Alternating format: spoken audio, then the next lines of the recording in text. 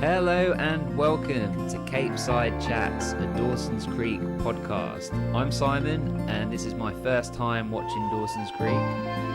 I'm Lex. I've seen Dawson's Creek a lot.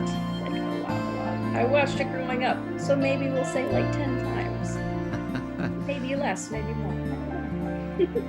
We'll find out all about that as we dive into season 1 of Dawson's Creek. So this episode is going to cover all of our thoughts, character arcs, characters, all of that in this one episode. And this is going to be a mini series where we're going to do 6 episodes, 1 episode per season, and cover the whole show in as much detail as we can do. Right, Lex? Yeah. It's kind of interesting. It's a contrast to Ravens, where you guys are going into such detail week to week of the show, and this is just like, all right, let's look at the bigger picture of it. It's kind of a fun, different way of analyzing a show. Yeah, I think it'll be really fun. I'm really looking forward to it. But before we get into all of that, Lex, you are podcast royalty. You are from the River Court, a One Tree Hill podcast, which is literally the podcast that got me into podcasting. I love it. So people go back and listen to the back catalogue of that. I'll put the links below, of course. And then also you are now one half of Lex and Matt's Excellent Adventure, which is a podcast where you're just saying is verging on 3 years, which is still going weekly. It's an awesome podcast as well. I mean, tell us all a bit about that. Yeah, it's like a comedy and pop culture podcast. We definitely touch on serious issues at times, but for the most part, it's just about my friendship with my best friend, Matt Peters. So it's our Excellent Adventure, where we talk about anything week to week. We'll cover stories in the news, pop culture. We have a whole segment called Wall of Weird, where it's weird stories. Simon and I were just talking about this at the beginning, where last week there was a story of a guy who fell into a dinosaur, like a paper mache dinosaur, and died. No, and they're just like, no, it's not suspicious or anything. And so weird, crazy stories like that. And it's our friendship represented in a weekly conversation. It's really cool. So the links will be for that will be below as well. And then if you're new to me as well, then myself, Simon, and my good friend Dom, we have a podcast called The Ravens, a One Tree Hill podcast, and we're covering each individual episode of the show week by week in massive detail. We do about 3-hour Yeah. episodes on each individual episode. It's a lot of fun, and we're currently coming towards the end of season 2. We've also got lots of interviews with cast members, and that's a lot of fun. So the links will be below for that as well. But we're not here to talk about One Tree Hill. We're here to talk about what arguably led up to One Tree Hill, the original, Definitely. the OG, Yeah. Dawson's Creek. You can see it in the background. I mean, Lex, Yeah. tell us about your inception with it, like when you first watched it, and then why does it still carry that special weight with you? So weirdly, I watched the series finale of Dawson's Creek first. I watched the last episode because I picked up a random DVD. I've told this story with Smallville as well. I picked up with Smallville, it was like season 3 DVD, and that's somewhere up there too.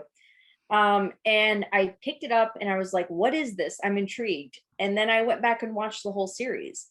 And it's such a grounded show. Like, it's so, yes, the dialogue, people make fun of the dialogue. It's very Kevin Williamson has a distinct voice in his dialogue that he writes. And I know that it's not like very very realistic way that teenagers speak, but the show is still so utterly relatable to me.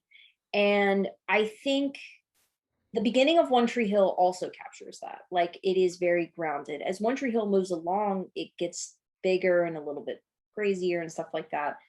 Dawson's Creek, to me, through and through, is a very grounded show, and kind of the one and only, really. Because like after that, what did you have? Like, you had Gossip Girl and stuff like that that are very out there. Like, I can never relate to those characters. I could relate to Dawson's Creek, especially Dawson, unfortunately. Dawson and Joey. I was a mixture of the two as a teenager.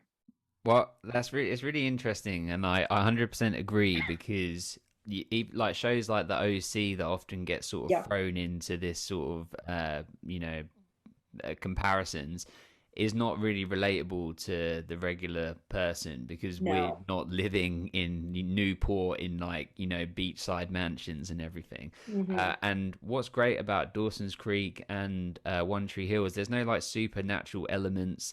No Yeah. one, it's literally about a small town and just regular people and the drama that unfolds, but it's not done in like a soap opera way because that's generally what soap operas are, right? But it's not done like that. Right. Done at like a Right. sort of a higher level, and both with Dawson's Creek and One Tree Hill, like the acting is really good, and I know that Yeah. the actors are a little, are playing down. They're like, probably like 21, 22, and they're like playing younger. Is that right? I mean, I haven't been able to look Yeah. this stuff up for No, spoil. no, no. That's okay. Yeah, I think that they're all in their early 20s. I don't think anyone was a teenager at the time. If they were, like, it's not a James Lafferty. I was going to say James Vanderbeek. It's not a James Lafferty situation where he was, 16 or 17 when he started doing One Tree Hill. So yeah, they were definitely. James Vanderbeek is 44 now. So, and this was what, over 20 years ago. So yeah, he was in his early 20s. But yeah, they are playing down, but they're not that much older than the characters on the show. And it's weird too to see, like, I'm always, I was a fan of Dawson's Creek before Michelle Williams really broke out. Mm. So it's weird to me to see people go like this actress is like Oscar nominated. She's one of the best actresses of her generation. And I'm like, I know because I've been watching her since I was 11 years old and first discovered this show on DVD. Uh, and she's just incredible. But so So yeah, they are playing down, and I agree. It is very like grounded.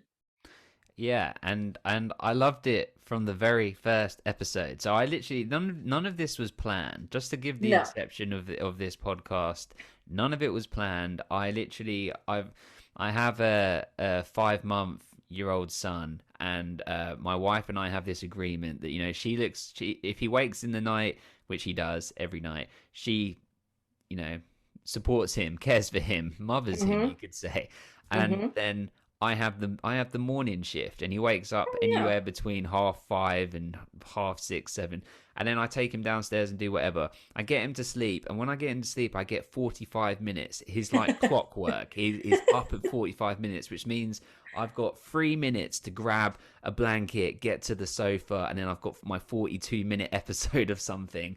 And I was just Yeah. flipping through, and I was like, Dawson's Creek. I've never watched it. I know nothing about it. I know everyone says it's like One Tree Hill. Before One Tree Hill, I put it on, Yes. loved it immediately. Like I loved the way, and I'm sure we'll get into all of this, but I loved how it's in Wilmington. Mm-hmm. But to me, it doesn't look like One Tree Hill. Like they No, it film it doesn't. completely different. And in fact, It's more of a beach town feel to it. Like yeah, they, exactly. And I'm probably going to get some heat for this from like Ravens listeners, but I prefer the look in Dawson's Creek. I think it yeah. looks cooler. Like that's the place I'd rather go to. If I could choose, I'd be like, I'll go to that place, even though it's the same place. I mean, how do you feel about that? I agree. I think that, I mean, no offense to the creators of One Tree Hill and all of the people who worked really hard on it, but I think the cinematography is just better on Dawson's Creek. I don't know what the differences were with filming it. I do know that, I mean, Dawson's Creek started in 97, went till 2003, and then One Tree Hill starts in 2003. So they literally start and stop the same time, or stop and start at the same time. So I wonder how much 90s plays into that. Like how much are we nostalgic for that era? Mm. But yeah, it also, and you could disagree with this, but like it kind of feels timeless. Saying like I don't, it doesn't feel, even though I know it's super dated, it doesn't feel as dated to me. And I'm sure there are plenty of people who disagree, be like, oh no, I see his hair, or Joey's wearing, by the way, I want to like copy Joey's outfits because she looks comfy as hell all the time. Yeah. I forgot how big clothes were. She's wearing like oversized sweat. It's like Billie Eilish shit, like just giant sweatshirts and all of this stuff. But like, yeah, I think the locations are beautiful. They really captured Wilmington, filming for, it's supposed to be Massachusetts. Is that what they were saying? Yes, I think people were saying it's meant to be, and I was hoping you could answer this because I was still getting It's confused. okay, I will. It's meant to be in Cape Cod, and then obviously it's Capeside in Cape Cod, which is in Massachusetts. Which is Massachusetts, yes. Forgive me on that uh, one. How did you say it? Massachusetts. Massachusetts. See, I mean, even if I knew how to It's say it, I okay. would struggle with that. Yeah, it is supposed to be Cape Cod area, which is in Massachusetts. Right, so So that's a real place, right? Cape Cod is a real place. Yes, Right, Cape right. Side is not a real place. And does Cape Cod look like how they're depicting it in? Does it look like Wilmington? I have never been to Cape Cod. I will say that. I mean, when you walk around Wilmington, it feels like Dawson's Creek. It does not feel like One Tree Hill. Like that captures that area to me. Um, I felt One Tree Hill more when I went, because when I went, they were still filming the show. So I went on the sets and everything like that. That's when I felt like the One Tree Hill vibe. But when you walk around Wilmington, it feels like Dawson's Creek. I mean, the lights are the same, those overhang lights, and you see them on. It's funny because when I see them on One Tree Hill, I'm like, Dawson's Creek location. Like, that was, it was the first show that I really got into, I think, on my own. That was like my show that I'm just watching for me. My father hated it, did not like it. He liked One Tree Hill. He liked the OC to a degree. Hated Dawson's Creek. Can't stand it. Why? What did he have against Dawson's Creek? He said it was the most annoying show like that Because I of I how they're watched. talking. Yeah, yeah, I think that's mainly it. And it's just maybe I think some people get uncomfortable with Dawson in particular because he is truly like a teenager and that he's annoying and angsty. Like Yeah. he is. I mean, you get a little bit like Lucas is like the broody boy kind of thing. Like there's a little bit of realism in Lucas or Peyton and their angst, but I think Dawson is like exactly like there's a scene where he's talking about Jen in his first season, and he's just like, oh, I want to kiss. I'm imagining her kissing this. What was his name? Cliff or whatever Cliff, is yeah. yeah. He's like, oh, they're getting closer, and they're like, he's touching her back, and he's going through the entire scene, and then he just yells at the end of it. He's like, oh, and he loses it, and I'm like, oh my god, that is who wasn't 15 and thinking that, you know, you almost hate watching it because you remember it so well. That's a really good way of putting it. Yeah, Yeah. there's some realism there. I mean, I mean, I haven't mentioned this on here yet, but I've been doing a daily watch on my Instagram. So Hmm. every day I've been watching one episode of Dawson's Creek, which has been difficult because like when the opportunity arises, I'm like, oh, I want to watch another one, but I can't. And then Hmm. there's other times where it's like I didn't get to watch one today. I better put this on at 1 in the morning, Yeah. to quickly get it in.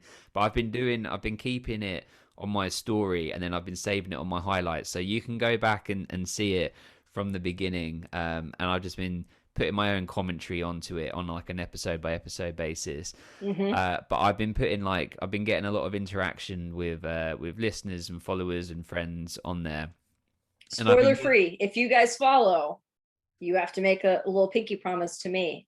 Do not spoil him. I'm enjoying him not being spoiled way too much. It makes me so happy. please, yes, Yeah. please do not spoil. I hate spoilers. I Yeah. honestly, it's the worst. So I've done pretty well, except with exception for Netflix, spoiling things for me by like Netflix sent It me was this image right it was here. that image. Yeah. They sent me an email saying, how are you enjoying Dawson's Creek? And there was an image that is obviously not from season one. I was like, which is No, of it is. It is. That is season oh, one behind us. that's is that the final It's the image? finale. But the Right. only reason I wasn't too upset about that when you saw it was because they had the kiss in the library episode, in the Breakfast Club episode. So like it really, it like it can kind of make you forget that when you watch the final episode. You're like, oh, that's not going to be the scene. We already saw the scene. It was in the library, you know? So That's true. And I mean, as far as spoilers go, I mean, spoiler alert, One Tree Hill, in case Dom, you're listening. But Dom, run away. do not listen to the next 10 seconds. But that would be like if season three on the box set of One Tree Hill and there's a picture of Dan shooting Keith, you know, like on the front cover. It'd be Oh like... my God. If Dom listens to this, oh, I hope he doesn't. I'm worried about it. Anyway, yeah, we, no, I mean, it is the biggest thing that happens in this season is this kiss, and it ends on this kiss. I think that was the name of the episode too, wasn't it? Wasn't it called? Ooh, let's get into the box set, guys. Okay, so you're watching on Netflix, correct? yes. I'm just going to show you because it's spoiler free. What's going on in this? Oh, nice. Yeah. So unfortunately, the intro song is different. All of the music is apparently different. Then okay, the name of the episode is not The Kiss. It's called Decisions. That's the name of it. It also says if you like this, we recommend Married with Children and not another teen movie. What? Well, actually, wait, hang on. Just before you go on, can I just Yeah. tell you the only thing I knew about Dawson's Creek before starting it? Mm-hmm. Only one thing I knew was from Scary Movie. Yeah. And Dawson comes through the window and he's like, "Oh, Yeah. wrong house." Yep. That's all. That's all I knew. And then one other thing was another podcast that I listened to called "Hey, Do You Remember?" It's a movie podcast, and it's two of the guys on there are screenwriters, and Mm-hmm. Carlos actually has been on my podcast before.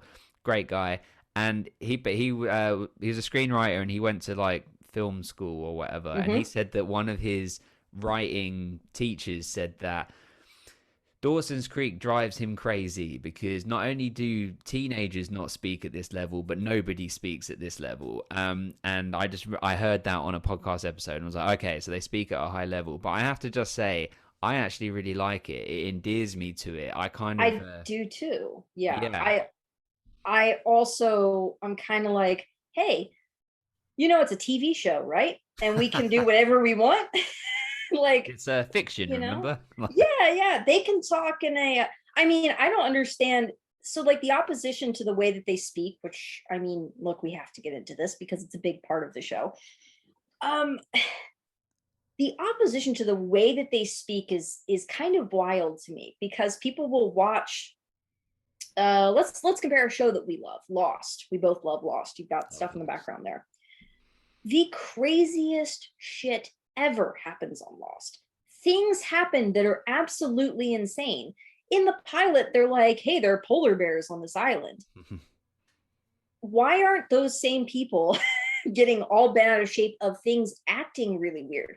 Because all of the things that happen on Dawson's Creek happen within grounded reality. They just pontificate. like they're sure they're a walking thesaurus. Who cares? Like the content is grounded in reality. I don't see there being a difference. You either make a show really wild or you make a character really wild. Either way, like it's the same sort of thing. I mean, it's just interesting. And the same writer who created these characters and created the show created one of the greatest horror film franchises of all time, Scream. And I don't does he get the same criticism for that? I don't think so. I think he gets praise for that. And I think that's because this genre that you and I love so much is really looked down upon. People look down upon teen stories. I don't know if it's because they hate the memories of being a teenager or what. Speaking of the shooting, the episode of One Tree Hill, Dom, for the love of God, I hope you're not listening. I'm just gonna tell him not to listen. Not to listen. This. Yeah, don't listen to this. But like, and I'm sorry to anyone else who hasn't watched One Tree Hill, but I remember reading reviews where people were saying this irresponsible tween show is taking on a serious issue, and I'm like, it's actually the only show that me and my friends watch, and we talked about it the next day. Like, so what do you, a 40 something reviewer, know about, like, you're clearly running from teen stuff. We were living it. Mm. Like, I hate that. That's one thing I don't like, when people look down on young adult books, any young adult story. um and Dawson's Creek is one of them that I defend. I'm like, it's not for everyone. There's going to be plenty of people who will not like this show, will not like One Tree Hill or whatever. But just because it's like maybe marketed toward teenage girls does not mean that it is a lower form of art. It's Mm. just art. Like, it's maybe just art that you don't like, you know? Yeah, for sure. I think you touched on loads of great points there. And I think, yeah, maybe people don't want to think back to that period of their lives, like that sort of adolescent period.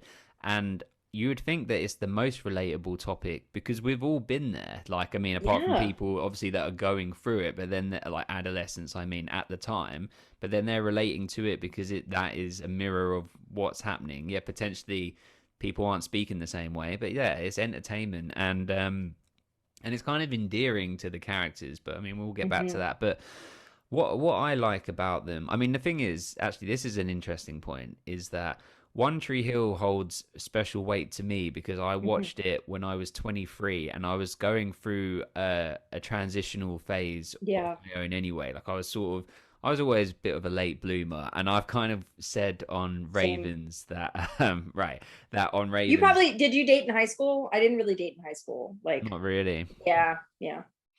Well, I kind of see my adolescence as going with my education. So I kind of see it as going from Hmm. about 13 years old up to about 22. And then I Yeah, started my first job and I see that as the start of adulthood. And I yeah. literally met my now wife 5 days into that job. So I kind Oh, of nice. I've Yeah. been with her my entire adult life, but I had that transition of like moving from being an adolescent boy to being a young man, and I literally Hmm. watched this show, One Tree Hill, at that Yes. time period, and I was sort of the whole theme of the entire show is the sort of person you want to be and the sort of path you want to Hmm. lead and the sort of decisions and sort of reflecting on reconciling things, etc. So it had that staying power and impacted me, and loads of other Hmm. stuff that I've spoken for hours Yeah, upon yeah. hours about. Yeah. But Go this check is, out Ravens. yeah, just check that out. It's Yeah. all there. But with Dawson's Creek, this is me watching it as a 33-year-old man now with, Yeah. a wife and kid and all of that sort of stuff. And I still love it. So, Yeah, yeah. I also think maybe it's the perfect time for you to watch it because you have a son, and like, you're going, maybe you can kind of look at it from like the parents' perspective now, or mhm. seeing things in that way. Um so I watched Dawson's Creek when I was 11 going on 12, I believe was the time frame for me.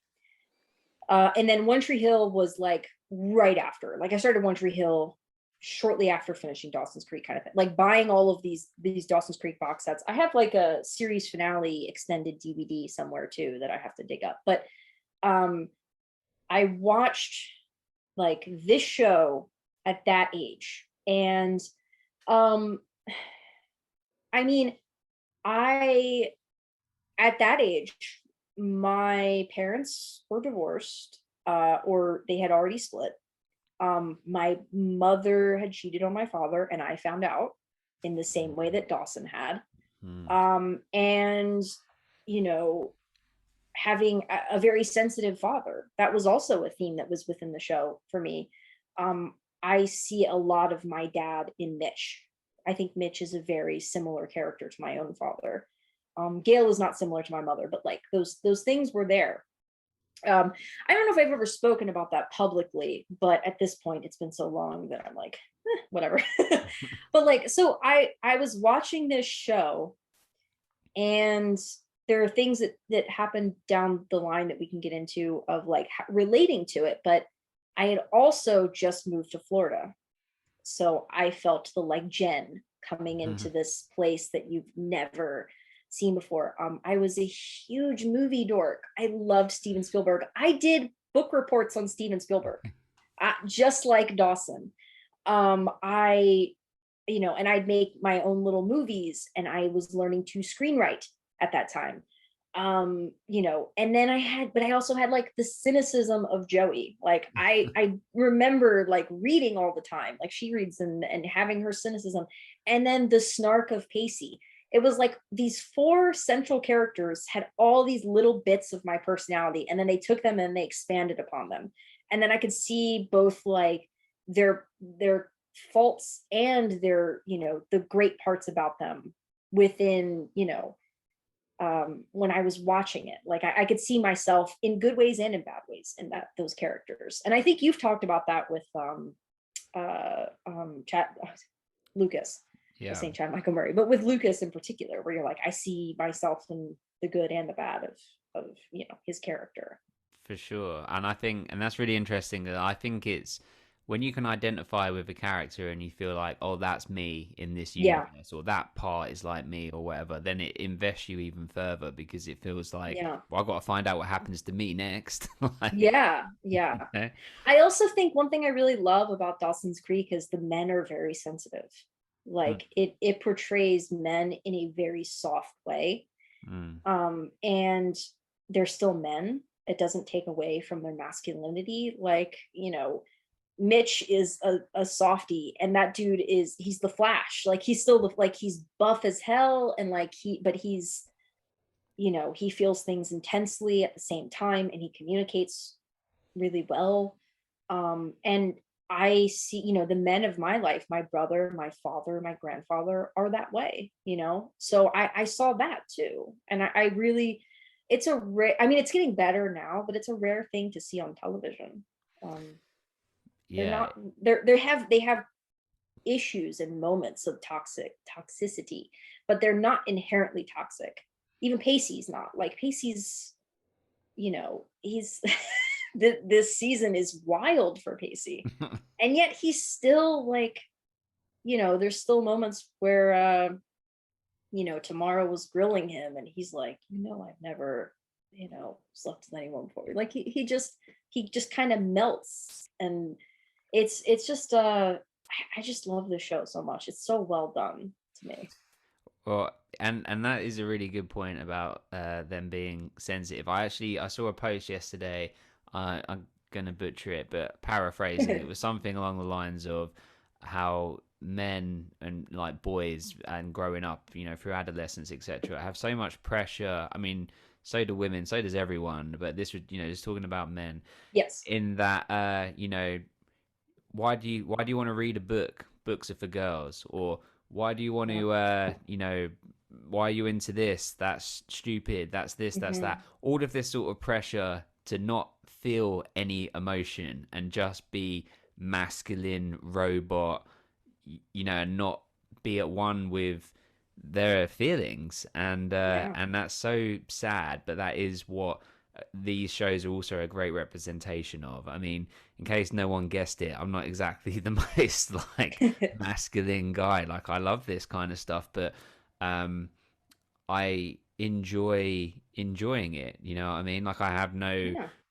I'm happy. I like what I like, and I know what I like. And I think when you are comfortable with and know the things that you're into, uh, it's freeing in a way. And I think sometimes it's especially when you're younger, it's difficult to admit that. Especially when you're in like peer groups that are kind of forced. Like in school, when Hmm. places like that you're not exactly choosing these people that are around you; they're forced Right. upon you. So it's like uh, and people have to be guarded, and all of them horrible things that more often, unfortunately, than not happen during adolescence. And I think that's what's important about these shows as well, is that they show that it's not all roses. Like there are No. ups and downs, and it's difficult, and the human experience is like testing and trialing, but we all do good things, we all do bad things, but we learn from them both and we evolve, going forward. And I think, yeah, and then the nostalgia. I haven't seen this Yeah. show ever, but I feel nostalgic for it because of the way it's shot, the timing of it, and then also, sorry, I just because there's so many things No, around. no, no, no. It's okay. We're talking about a large overarching thing. So yeah, go ahead. Well, because I haven't been able to, I purposely haven't looked anybody up because I Right. don't want any spoilers of how many episodes people are in or anything like that. But Hmm. you saying Kevin Williamson wrote Scream, I love Scream. Yes. I love all of them. Yes. And the way that it's written, that it makes sense because the characters in Hmm. Scream also talk at like a more articulate level, and but Yes. Scream is like revolutionary in that Hmm. it's like a meta movie, and they're sort of aware of the tropes that happen in horror movies and this, that, and the other. And So I then can, they do that in this show too. Like when you get to the last episode, was it 12 or 13? Um, they're talking about cliffhangers, and yeah, they're into the trope. Like I love those little bits that they have. Um, so yeah, I'm with you. I'm like, I love Scream. Scream's one of my favorite horror films of all time for sure. It's if just not the perfect. best, if not the best, like because Yeah, I it's mean, for me, it's really like the only other thing I could think of is the original Halloween. John Carpenter's Halloween is like a perfect horror film for me. So quite a few people actually argue that Scream isn't a horror movie and that it's a thriller. I can't remember the exact reasoning why. But I mean, interesting. I wouldn't argue it that as that. I see Scream as the first like horror movie I ever saw as a kid. And I, a friend Hmm. in school had, so our high school is more like your junior high, I think. Okay. Uh, we go we finish high school at 16, what we call it 16, and then go to college and then go to university if people go that far. But Oh, okay. it's Interesting. got, yeah, it's So different ages. college and university are different for you guys? Yeah. So college is Okay. what we call college is the last 2 years of what you would call high school.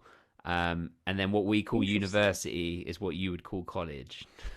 Okay. Yeah. I mean, and we call our colleges universities. That's really weird. Okay. I didn't know that. That's interesting. And we don't have like a junior high. We have what we call primary school, which would be like, I guess, Yeah. elementary school, and then it goes straight into secondary school. Yeah. So we have elementary, which goes up to fifth grade, and then it's sixth through eighth grade is middle school, and then ninth through 12th, which is ending when you're 18 typically.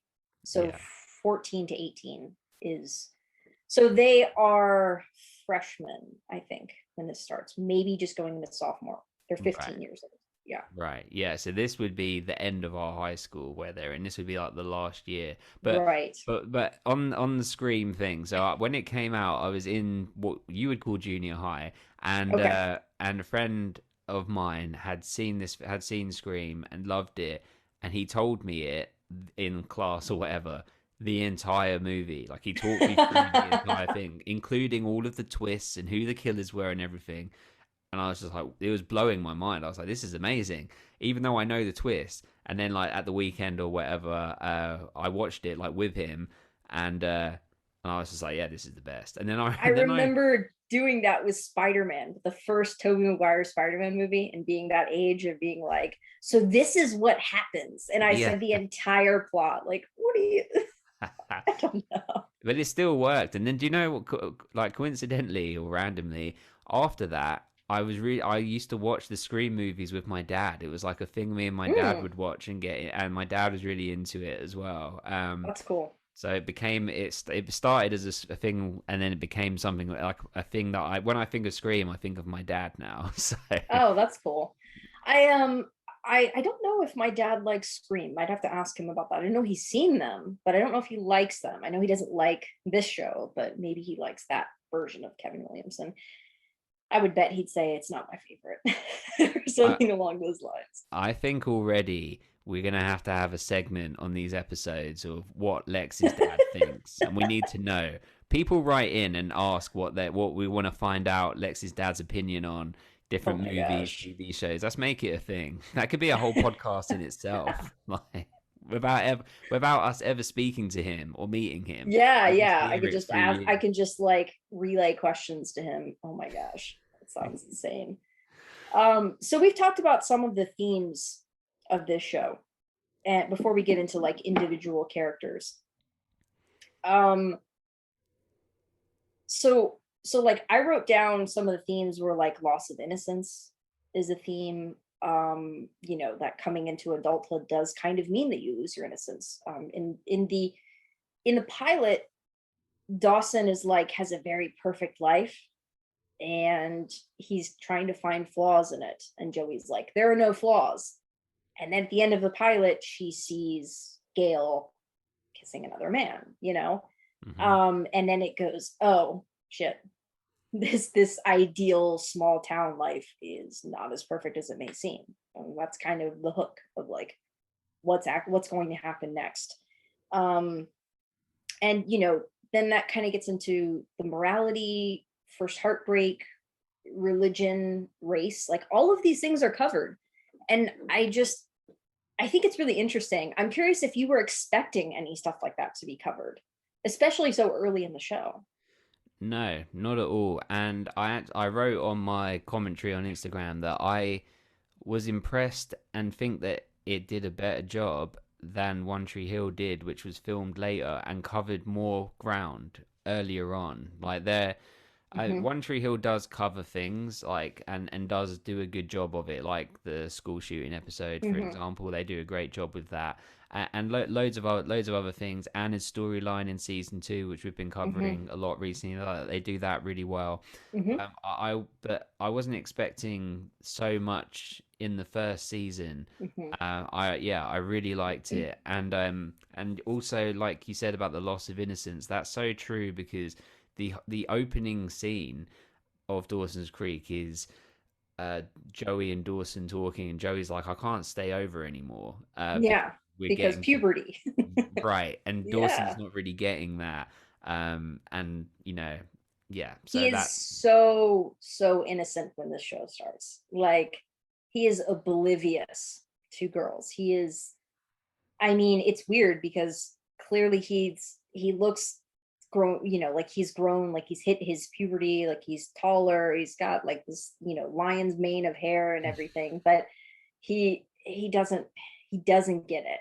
He doesn't pick up on Joey being so awkward and into him. And it's because she's a tomboy too. That was another thing I related to. Like I was always a tomboy. I'm still a tomboy. Speaking, we were talking about like masculinity and stuff. I liked that they showed a girl who is a girl, but is more masculine, more like, you know, she doesn't give a shit. Like she's just like, I'm gonna show up in my jeans and my oversized sweater, and I'm going to be snarky as hell, and you're gonna like it or not. I don't care. I want to get out of this town anyway. Like I Mhm. love that. Like I think that's really refreshing.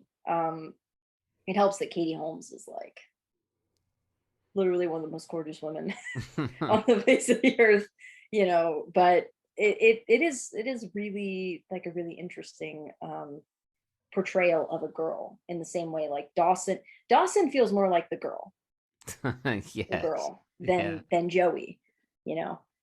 Joey is more guy like in their dynamic duo relationship that's kind of messed up. But yeah, like he's not picking up on that in the beginning. Like you said, like he is not getting the context clues of puberty. And it's like that I actually never thought of it that way, that they literally start with, okay, this is the end. Like this is the first moment you're acknowledging this. And it's never going to be the same. Your life is never going to be the same because you have now acknowledged boy girl in that sense. Um, and you know, the show is I guess people would be like, it's very straight and everything like that. Like I don't care. I just like a good like love story, you know, whatever, but that type of stuff. So Well, I think as well what adds to some of the nostalgia on that is that from what I could tell anyway, almost all of these episodes in season one, and I hope that it continues, but we'll see. Start with Dawson and Joey watching a movie and it yeah. being like the movie night. And I love that because for multiple reasons, because he's always saying he's getting it from the video store, which Hmm. makes everybody reminisce of Blockbuster. The good old days. And then Yeah. also their VHS tapes. Yeah. And the Be Kind and Rewind, and you can kind of see the quality of it is like a bit grainy, but like in the perfect way, because that's what we knew. We didn't know what Yeah. HD was. We didn't have it. And so that's all very nostalgic, and that kind of hooks you in. And I guess Hmm. it particularly hooks me and people of like my generation, because that's our childhood. Like in Yeah. 1997 when this came out, I was 10, so it's like I kind of I kind of see. So I was born. I said this on a different podcast. So I was born in '87, so I was free when 1990 came around, because that's how math Hmm. works. And Yeah. and I kind of see my childhood going up until 13 when adolescence hits. So my Yeah. childhood is exactly from 1990 to 2000. So the whole Yeah. of the 90s is like what I feel. It feels like my childhood. So when I see Yeah. anything from the 90s like this, it just make it so nostalgic to me and feels familiar, even though I don't have memories of this exact thing. You Yeah. know, Mine was more like 2000 to 2010. Just right? like, That makes but sense. like if you look the 90s, same with the 80s carrying over into the 90s, like the 90s carries over into the early 2000s. So there was a Yeah. lot of late 90s movies, TV shows, pop culture that I grew up around that. Like I was a kid. Like I was born in 92. So when this came out, I was too little for it. Apparently my brother watched it, which I find hilarious. They only watched it, him and my cousin, our cousin watched it because of the Pacey storyline. That is the only reason they watch it, and they never watched anything after the first season. They just wanted to see the show about the kids sleeping with the hot teacher or whatever, which I'm like, okay, whatever. But yeah, like I came to it later, but it's still, yeah, man, the video store and the hair and the outfits, and it's just like it's so nostalgic. The music, although the music is different. So I sent you the intro. Yeah. The only like so apparently the music on the DVDs for the most part is different too from the original airing. I never saw it like the original airings on the WB. I only watched them on DVD, so I know the music from the DVDs. Some people can't even really watch the DVDs, unfortunately, because they saw the original series. It's like us watching One Tree Hill, and it's all wrong. That's crazy. I I will say that watching it on Netflix and hearing this theme song, which they wanted this Paula Cole theme song, which is the one that I sent to you. Yeah. Um, they wanted that theme song really bad. She did not want to give them that theme song. She didn't want it to be their, a teen drama thing, didn't want to be connected. So they made the song that they had an artist make that song that is the Run Like Mad. That's the Mhm. Netflix song. Yeah. They made that as a backup. Last minute, they get Paula Cole's theme song, which is iconic. Everyone connects the show and that song. Like it's a really big deal. The first two seasons of the DVDs have that original theme song. The rest of them have Run Like Mad, and all of streaming has Run Like Mad. But apparently, they're going to get the Paula Cole theme song soon. It's really, really frustrating to me that you're not seeing it with at least the intro song. It's one thing for other music to be changed, but this intro song, it's not bad, but it's like not having I Don't Want to Be as the One Tree Hill theme song. Like Mhm. how like imagine them throwing a random song on there and you're just like sitting there like why? Like skip the intro every time, which sucks because I love the imagery. I love the imagery of they took a camcorder out, and I guess they had camcorders on the set all the time. When you get through the series, I will send you Gail, mother. She keeps releasing, she finds old pictures and old videos and all of this stuff, and she's releasing them all. Like she's done this for months now of Mhm. like, oh, look, this is, Katie and Josh dancing. We were behind the scenes waiting to shoot, or, things like that. Pure nostalgia. She just, she's got stacks of tapes and stuff like that just sitting around, but the music not being right, it just bothers me so much. And that's the only thing with this, like with your watching experience, that is really frustrating to me, that I'm like, oh, you're not seeing it with the proper theme song. But you know what's funny about that is, so I started watch. So my wife used to watch it, Ooh. like when she was younger, and Hmm. she's the same age as me, and but she hasn't seen it since then. And my commentary on Instagram was she was saying I have to watch it, I have to watch it, but Oh she, yes, awesome. yeah, I think she's going to, but Yeah. she can't get there as quick as I have, No, yeah, it's understandable. but I was saying to her as we were like walking, and I was like, "Oh, I love the theme tune," and she was like, "Oh yeah, I love it," and she started singing it. I don't want to wait, Yeah. and I was like, "That's not the theme tune."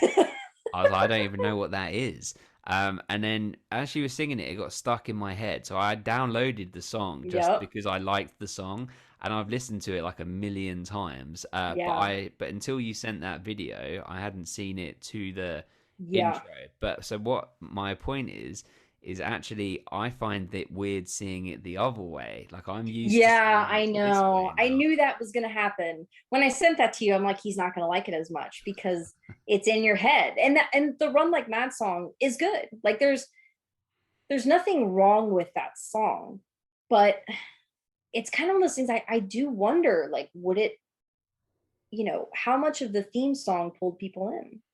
I know Mm, that sounds weird, but like mm, the music on the show is great. Like I think the music on the show is really great. I know apparently a lot of it is changed, but if you go look at the like One Tree Hill, they released soundtracks, a couple of soundtracks. And there are like I have cross referenced and been like, oh yeah, I remember that song was in there. Oh yeah, I remember when they played like Teenage Dirtbag or whatever. Like mm. they got the songs of the era for the most part. But yeah, that theme song being different, I can see. I understand. I'm kind of hoping halfway through this viewing they'll switch it, and that rumor's true. And then all of a sudden you'll be like, oh, whatever. And then you'll just get stuck on it. And you'll be like, I have a place in my heart for both because, like I said, I watched season 1 and 2. I had the original theme song, and then going forward with the rest of these seasons, it was different. So with the airing, when they aired it in real time, that the Mm-hmm. 6 seasons, did all 6 seasons have that song, the original song, Yes. and then they just changed it in the reruns for the first couple of and then it all gets muddled up. Yes. So they're better about this now, no, like acquiring rights early. But another show that has this is Scrubs. So if you watch Scrubs streaming right now, the music is not going to be the same on Scrubs. Mm, There are going to be episodes that are missing the proper music. The Wonder Years is another example of this. That show did not have a DVD release for decades because they could not get the music rights. There are DVD music rights and there are reruns, and now they're streaming. So Scrubs acquired the DVD rights for all of their music when they were airing because that was a thing. Like DVDs were a thing. Netflix wasn't a thing. So if you see Scrubs on Netflix, they changed the music because they haven't acquired streaming rights. It would cost them extra money. mm, Dawson's Creek was not considering home releases until later on in the show. So they're only going to pay for so much. And then they're like, just throw it out there, like, whatever, it doesn't matter. Um, so that's why they basically lose the rights halfway through the right. seasons. I do not know. I can't. I bought these, years ago. I don't know if you went and bought a complete series box set right now, if it would have any of the original theme song on any of the seasons. I can't say for sure. I'd be very curious to hear that. Like, if if you bought a new season now, but like these are gold to me because because they have the original theme. This is difficult because when I love a show, I have to buy the box set, even though Yeah. I'm probably realistically never even gonna take a disc out because if it's on Yeah. streaming stuff that I have a subscription to, but I have to own it just in case there's some sort of internet blackout and I have to watch it, Yeah, and I Matt and I call this the bunker situation where right. everything goes off grid and you got to have your bunker shows and your bunker show. Like, so I got my One Tree Hill, I've got Dawson's Creek, I've got Gilmore Girls, I've got Smallville. Like, I'll I'll make everything work otherwise. Like, you know, you get your core shows. Yeah, Uh, exactly. And I like having something tangible, like something physical, yeah, to be like, this is my thing from the show. Speaking of which, so there's so much to cover here, I know. but I know that you know, and in case other people don't know, I have another show that's called Mad Props, which is all about movie and TV props, and you can see some of them in the background there. It's just like a passion of mine, you could say, and I have an Hmm. opportunity, Lex, through the wonders of Instagram, from a friend Jason that's also into prop collecting. His brother or cousin, it's his cousin has a Dawson's Creek prop, which, What is it? right, potentially I could acquire it. I'm hoping. I'm talking to Jason, he's talking to his cousin. We're making things happen here, hopefully. I hope, because I love this stuff. But what is it? Right, okay, so I haven't seen it yet, but Okay. it's from his bedroom. So he's got all of the Spielberg stuff just all around Yeah. his room and everything. So it's not the ET doll. This No, I'm sure James Vanderbeek has that somewhere in a closet or something. he must do. I would have Yeah. that like bubble framed. But Yeah. no, it's like it's a Jurassic Park duffel bag. So I mean, Oh, okay. I haven't seen it yet, but maybe it's in the background. Maybe it gets used Yeah, later. But probably. I think that's really cool, and I love Jurassic Park as well. So Yeah. I would love to have something that's been used in the show, just because I think that's really cool. I mean, how I would you want feel? I want one of Pacey's like various, he gets like flowery shirts eventually, but like bowling shirts that he has. Like I want one of Pacey's terrible shirts. I don't know why. I feel like that's the thing that I would want from the show. Okay. No, actually, like there's a few weird things. Like Dawson has a necklace in the first series that he wears. I like that a lot. Oh, I have one thing that I can think of right now, but I can't tell you about it for a little while. That Okay. is within dialogue and within the show, that like if I had that, I'd be like, oh, that's pretty great. Like that's a great prop. But yeah, I don't really have anything like that. When I went to Wilmington, I got like a little it's kind of hard to see, but it's like greetings from Capeside. No, I And then love it that. has like Capeside, Massachusetts info on the back as a little postcard. So I have that. Like I have little things like that. Um, but there isn't really a thing from Dawson's Creek.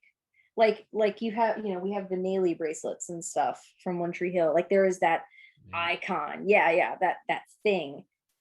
Dawson's Creek is, I don't know if there's really, yeah, there's one thing that's a I can't even say. I'll It's just like it's you'll like a hero prop, a Holy Grail Dawson's Creek prop. yes, there is a holy grail prop, and I will. Do you want me to say what season it's in, or do you want to wait? Sure. Yeah. Tell me It's the in season, and I season can three. see. It's in season Okay. three, and it's very early in season three when it's introduced. So Okay. when I'll you get try to and it, guess. I'll try and uh, guess when it comes yeah, up. yeah, just like when you get to season three, which you get to move through these a lot quicker than you do One Tree Hill. You Yes. can start making notes and we can play that game. But I have a feeling you'll figure it out pretty quick. Awesome. I love that. The final thing I was going to say on that, Yeah, on the DVD box sets, is yeah, I wonder what version it will have. Like, it would even be weird if the DVD version is different from the one that, like, even if it's half different or whatever. Uh, yeah, There'll be, yeah, this is kind of a strange phenomenon. And I think yeah, thinking back to the theme tune, like, you're so right, because I mean, imagine like Friends without its yeah. theme tune, or imagine The the OC remembrance, I think, is without, what it. Yeah, yeah, the Rembrandts, yeah. yeah. And yeah, like the OC, I mean, OC is a show that I liked when I was younger. It's not, I tried to rewatch it last year, and I didn't I get don't. past the I sixth don't think it holds episode. up. No, and I think the characters just feel really annoying. Like, I think in today's, even though we're looking back on these shows, in today's sort of day and age, it's like kind of the epitome of white privilege. I think that you watch the OC for Sandy Cohen now, and then you could like it's all about the dad, and then yeah. you know, everyone else is kind of, I mean, I could still enjoy, especially the first season of the OC. I can enjoy some of it, but it's not my favorite. It doesn't have the rewatch value to me. Do you know what the big difference I found, and it's a difference in my own personal evolution, I think. But when I watched it when I was younger, my favorite character was I've forgotten his name, Adam Brody's Seth? character, Seth. Yeah, Yeah. Seth. Yeah. And when I rewatched it last year, I was like, I can't stand this kid. He's so annoying, and obnoxious, and all of the rest of it. And I think that's it, yeah, in parts that's where it doesn't hold up, where I feel like One Tree Hill, to the early seasons especially, but in general it's kind of timeless. And then but Dawson's Creek feels exactly that same way as well, but maybe even a bit more timeless because it's in that like sweet spot. They don't have cell phones and Yeah. other things. Yeah. The show really benefits from not having the technology that we have now. That in that final episode of the season, Dawson's like running around looking for Joey. Now it would just be like, hey, where you at? Like a text. They'd be showing him sending her like 20 text messages. He'd Yeah. be, neurotic because Jen was being tagged on Instagram at the gym, or like at the school dance. It Yeah. would be, they could do it, but it would be really different. And yeah, I mean, it is that from a storyteller perspective, it is so nice to not have those things. These things that in real life are wonderful and connect us in a big way. From a storyteller perspective, they kind of make some things a little too easy, like finding out where the girl is. In this, you have to run after her. You have to go searching, everything like that. Yeah, for sure. I have a really important question that I've been waiting to ask because I haven't been able to Okay. Google things. Yes. I'm sorry, I know this We'll is see all if I over. know, and if not, I'll Google it. Go ahead. No, I think you're gonna know. It's more of an opinion thing, but something that draws you into One Tree Hill. I know I keep saying it, but this is like my point of reference. Yes. Is that the cast loved the show, even though there was horrendous things that happened. We all know the Me Too Right. Right. movement and all of those things. Um, but the cast love the show and they love like their work on it, and they sort of have a lot of love for it and do all the conventions and all that Mm-hmm. sort of stuff, which is great, and we love that. The Friends reunion just happened, and for the majority of them, they love, well, I think they all love the show. They said They they all love each other a lot, and they all and love they the show. Yeah, right they're and never going to go back to it, but they do love the show. Yeah. right, and they love each other, and that makes it endears you even further. And I love Yeah. Friends and love So my question is what is the deal with Dawson's Creek? Do they love each other? Is there drama? Did they look back on it fondly? Like, what's the deal? They do look back on it fondly. I have in here, but I don't think I can show you all of these yet. Let me see if I can show you any of them. They just did a 20th anniversary a few Okay. years back. They did Entertainment Weekly covers, and Mm. I ordered all of them. And I've been meaning to frame them, but okay. So yeah, I can show you some of them. Okay, so they Okay. did come together. So we've got Pacey, Oh, that's cool. It's like we're seeing them grown up, like we've got Joey, as in their characters. Yeah. which by the way, Katie Holmes was not involved with Tom Cruise during any of the filming of this. That comes after. That's like Yeah. 2004, basically the year after. James Vanderbeek looking amazing. He's Oh, still got I great can't hair. show you this one. I'm sorry. That's There's okay. characters to be revealed. And then them together. Oh, that's cool. Yeah.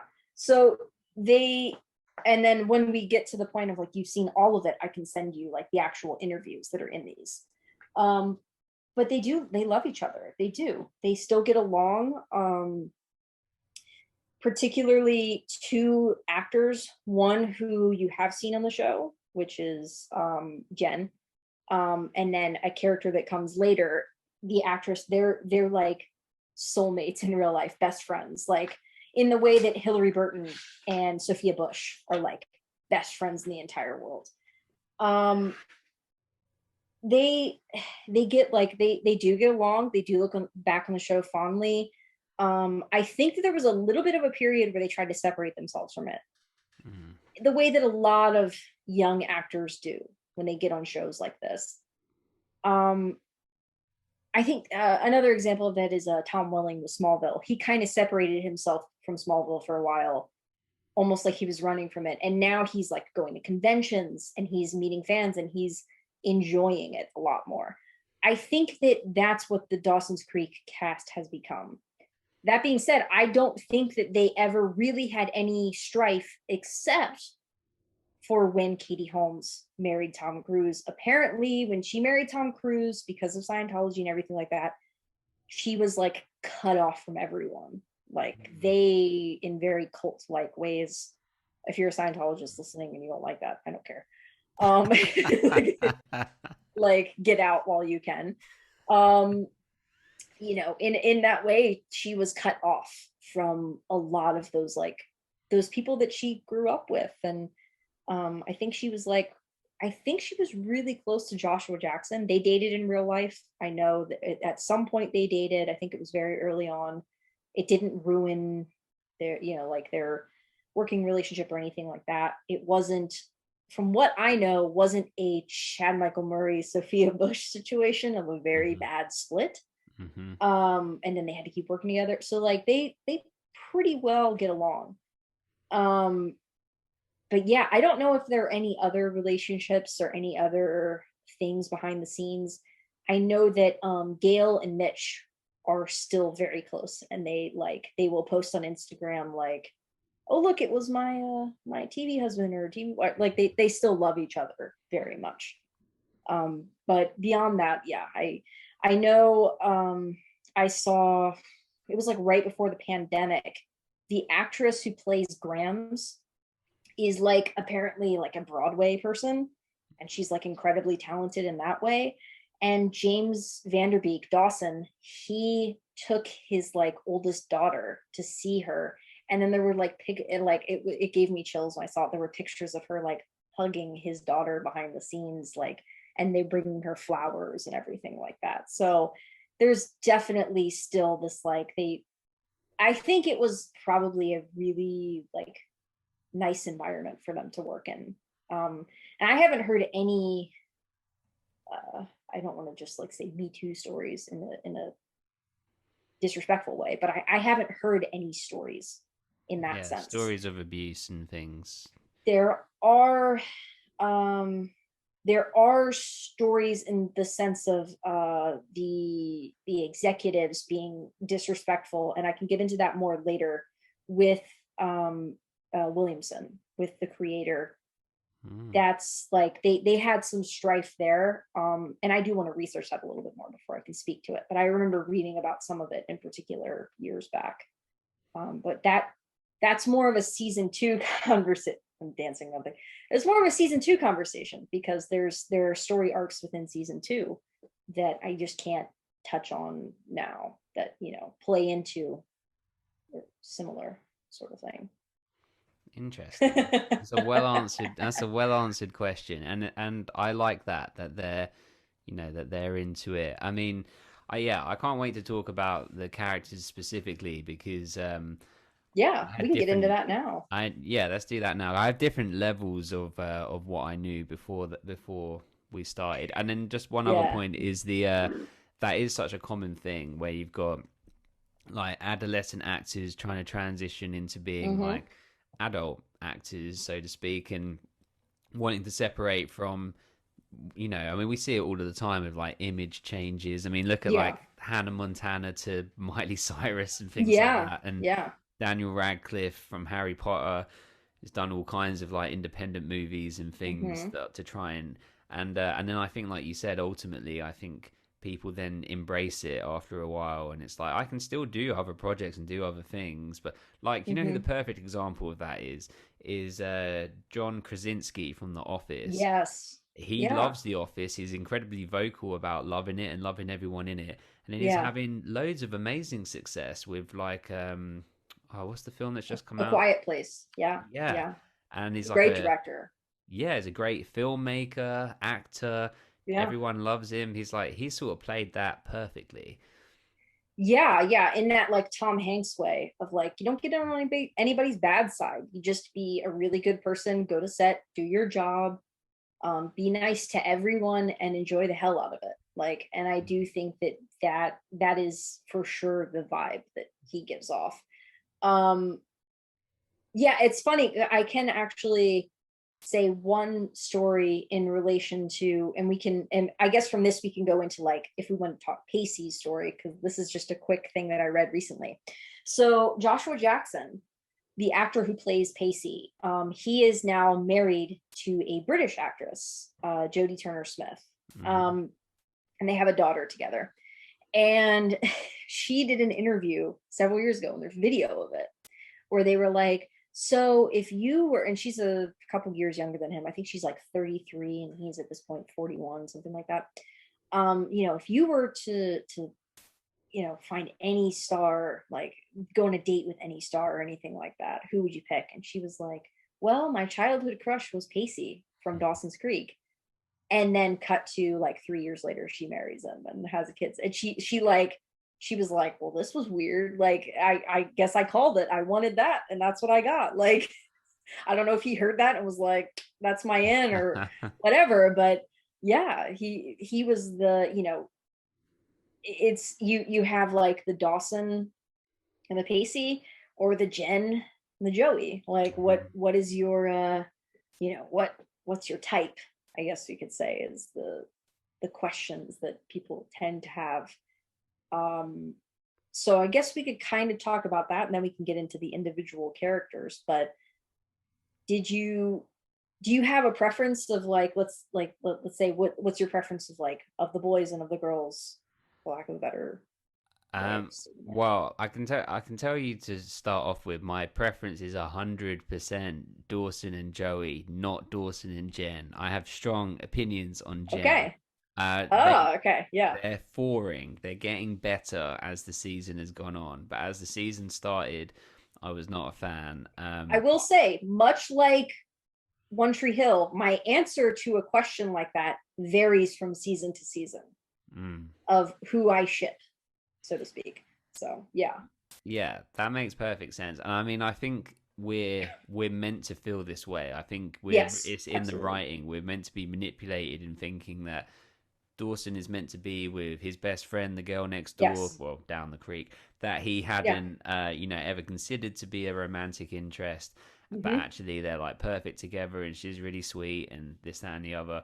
And then you've got this new girl from out of town that Yeah. is sort of the to him is the his image of beauty, so to speak, and I mean, she like the Michelle Williams literally played Marilyn Monroe years ago, like in a film.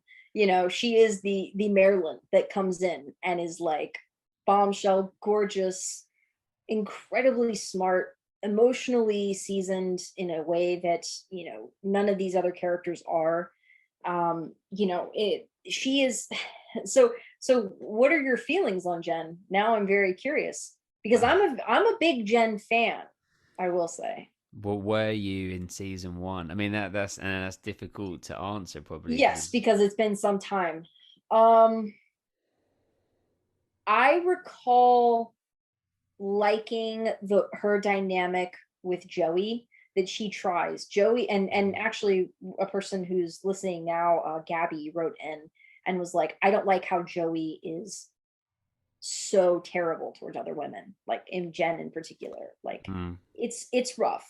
mm, Um and I completely agree with that. But I like I like little things that Jen does, like how she helps Joey with the beauty pageant, how she goes out of her way to constantly be friends with her, and you don't feel like there's no, I don't feel like there's any nefarious reason for it.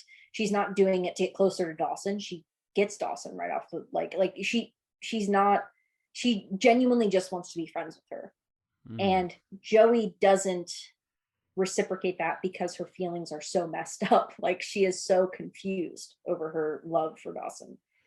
Um, Yeah. or lust or what, or obsession, whatever you want to call it. I mean, I'm sure some people would argue against labeling it love in this at this stage, but I mean, I think it, like, I think she's in love with him. Like, I think you can feel that in the show, but she doesn't even know what to do with that love. Yeah. And so, yeah, so I like Jen in that sense. I like, in the quote unquote Breakfast Club episode, I like that Jen stands up for the things that she believes in or doesn't believe in. Like, I think that her being I'm not an atheist, like, but her being kind of an outspoken atheist is very different and strong for a teenager to take, like, to not just take on the things that what someone else says, but that she also concedes that at times and kind of goes, hey, maybe I'm wrong, I don't know. I like a lot of things about Jen. I will say that Jen gets better over time, in my opinion. I do not think this is the best version of Jen, for sure. I can see that, and yeah, Yeah. you're right. She does have nice moments, and she does treat Joey really well, where Joey does treat her poorly, like a lot Yeah. of the time. But I think we can understand why, because Yeah. Jen's been the bomb that's dropped into this dynamic, and Yeah. now Joey's even further pushed to the side. So she's acting out like it is immature, it is childish, but at the same time, we all did stuff like that at that age. Yeah. It's just it's real, and but I It's think 15. Like, that's what happens, you know? yeah, it's part of growing up. It's part of Yeah. life. But I think that what some of the things I didn't like is that Yeah. I don't feel she had much loyalty to Dawson early on, and I think Okay. potentially he kind of was like puppy dog, head over heels, like Yeah. with her immediately. But like she was straight in, like talking to Cliff and all of that sort of stuff, and it's like, yeah, okay. Which I will say is, so in the world of romance, I am that person. I am Dawson. I find the one that I like and I am head over heels loyal. And I have found most people are like Jen.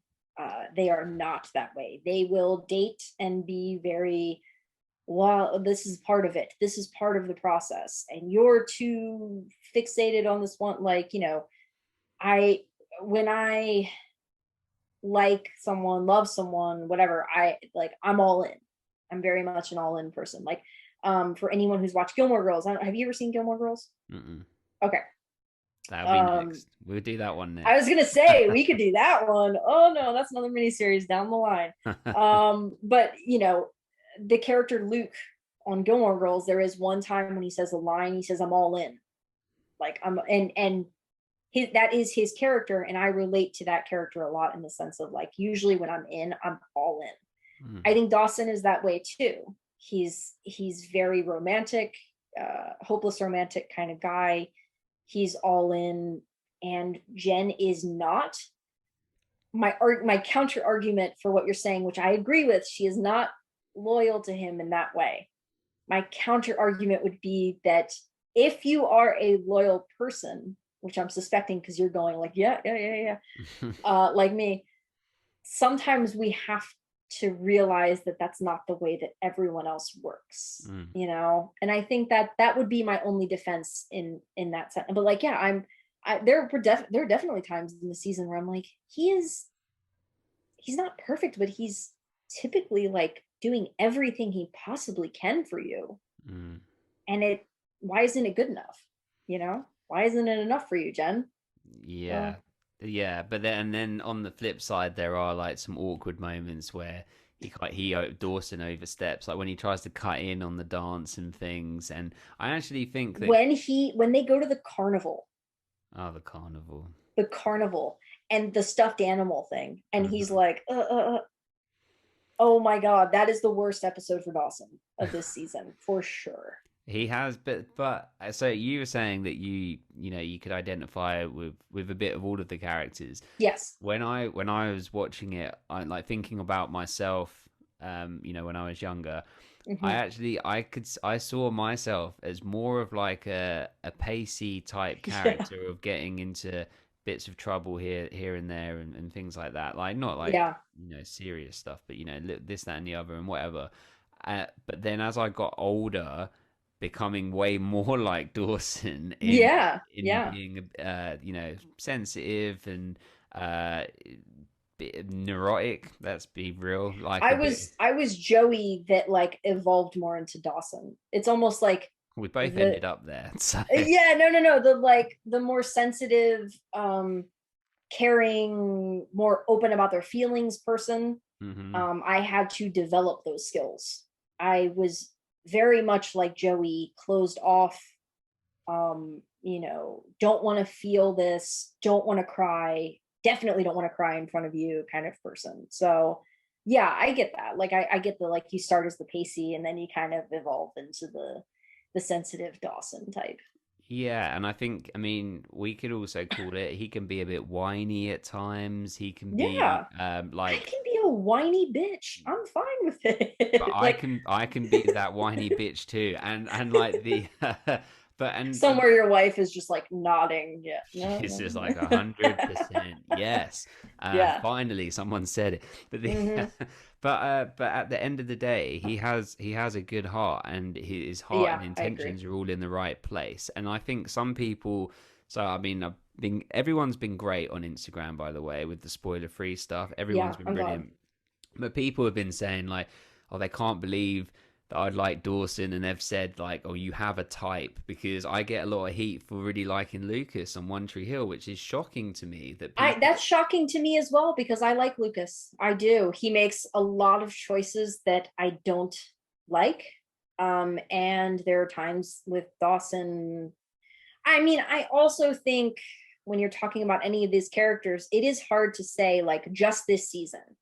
So like, yeah, I can see why you wouldn't like Jen just based off this season. I have to separate like the other things that I may know about Jen. But yeah, I think that Dawson is such a different character. Like I said, like we talked about, he's very sensitive, he's very neurotic.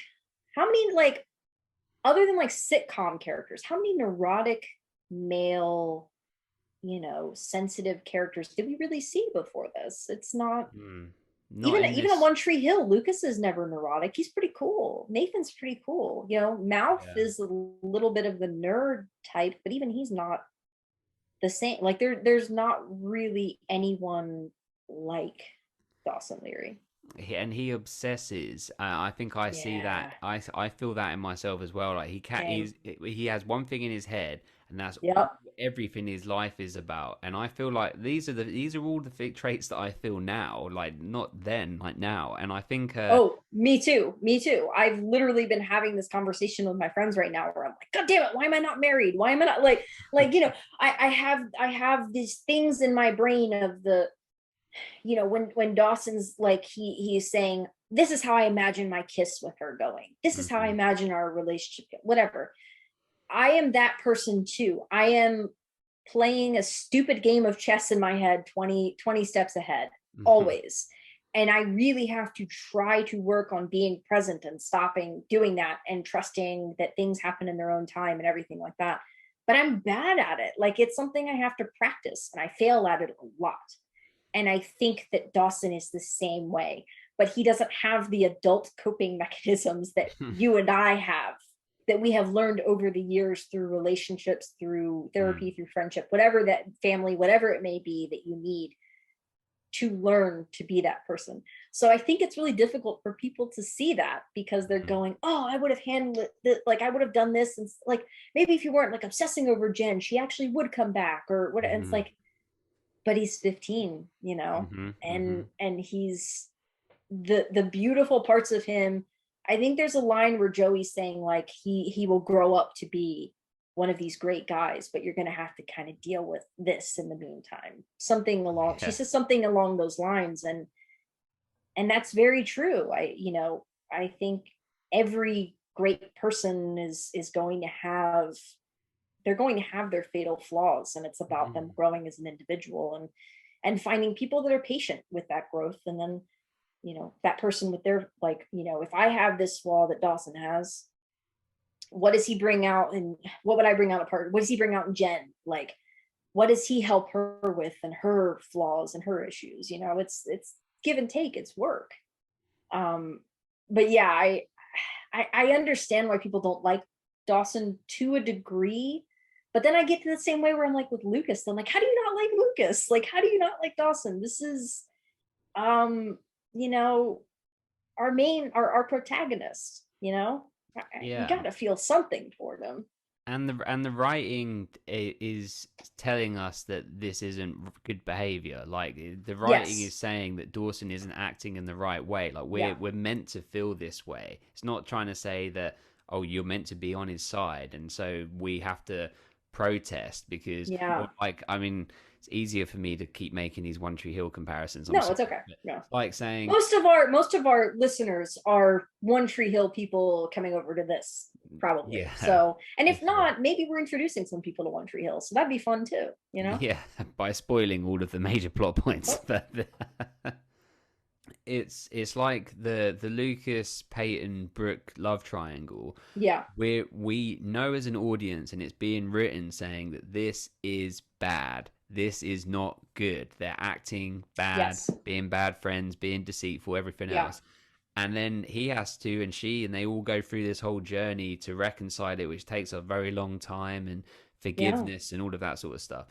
um at no point are we led to believe by the writers that that's okay, so Yeah. it's like, well, so we don't, yeah, you can have a problem with him as a character, but the point is he made a mistake, he learned from it and he became better from it. Like that's life, I mean, it doesn't mean that it's Yeah. nice to watch it happening, but that's drama. So Right. That is a good point too. Of like, we were talking about being grounded. Every action does have consequences, on this and on One Tree Hill, mm, and you know, like long withstanding, like that keep going. We were talking about Pacey.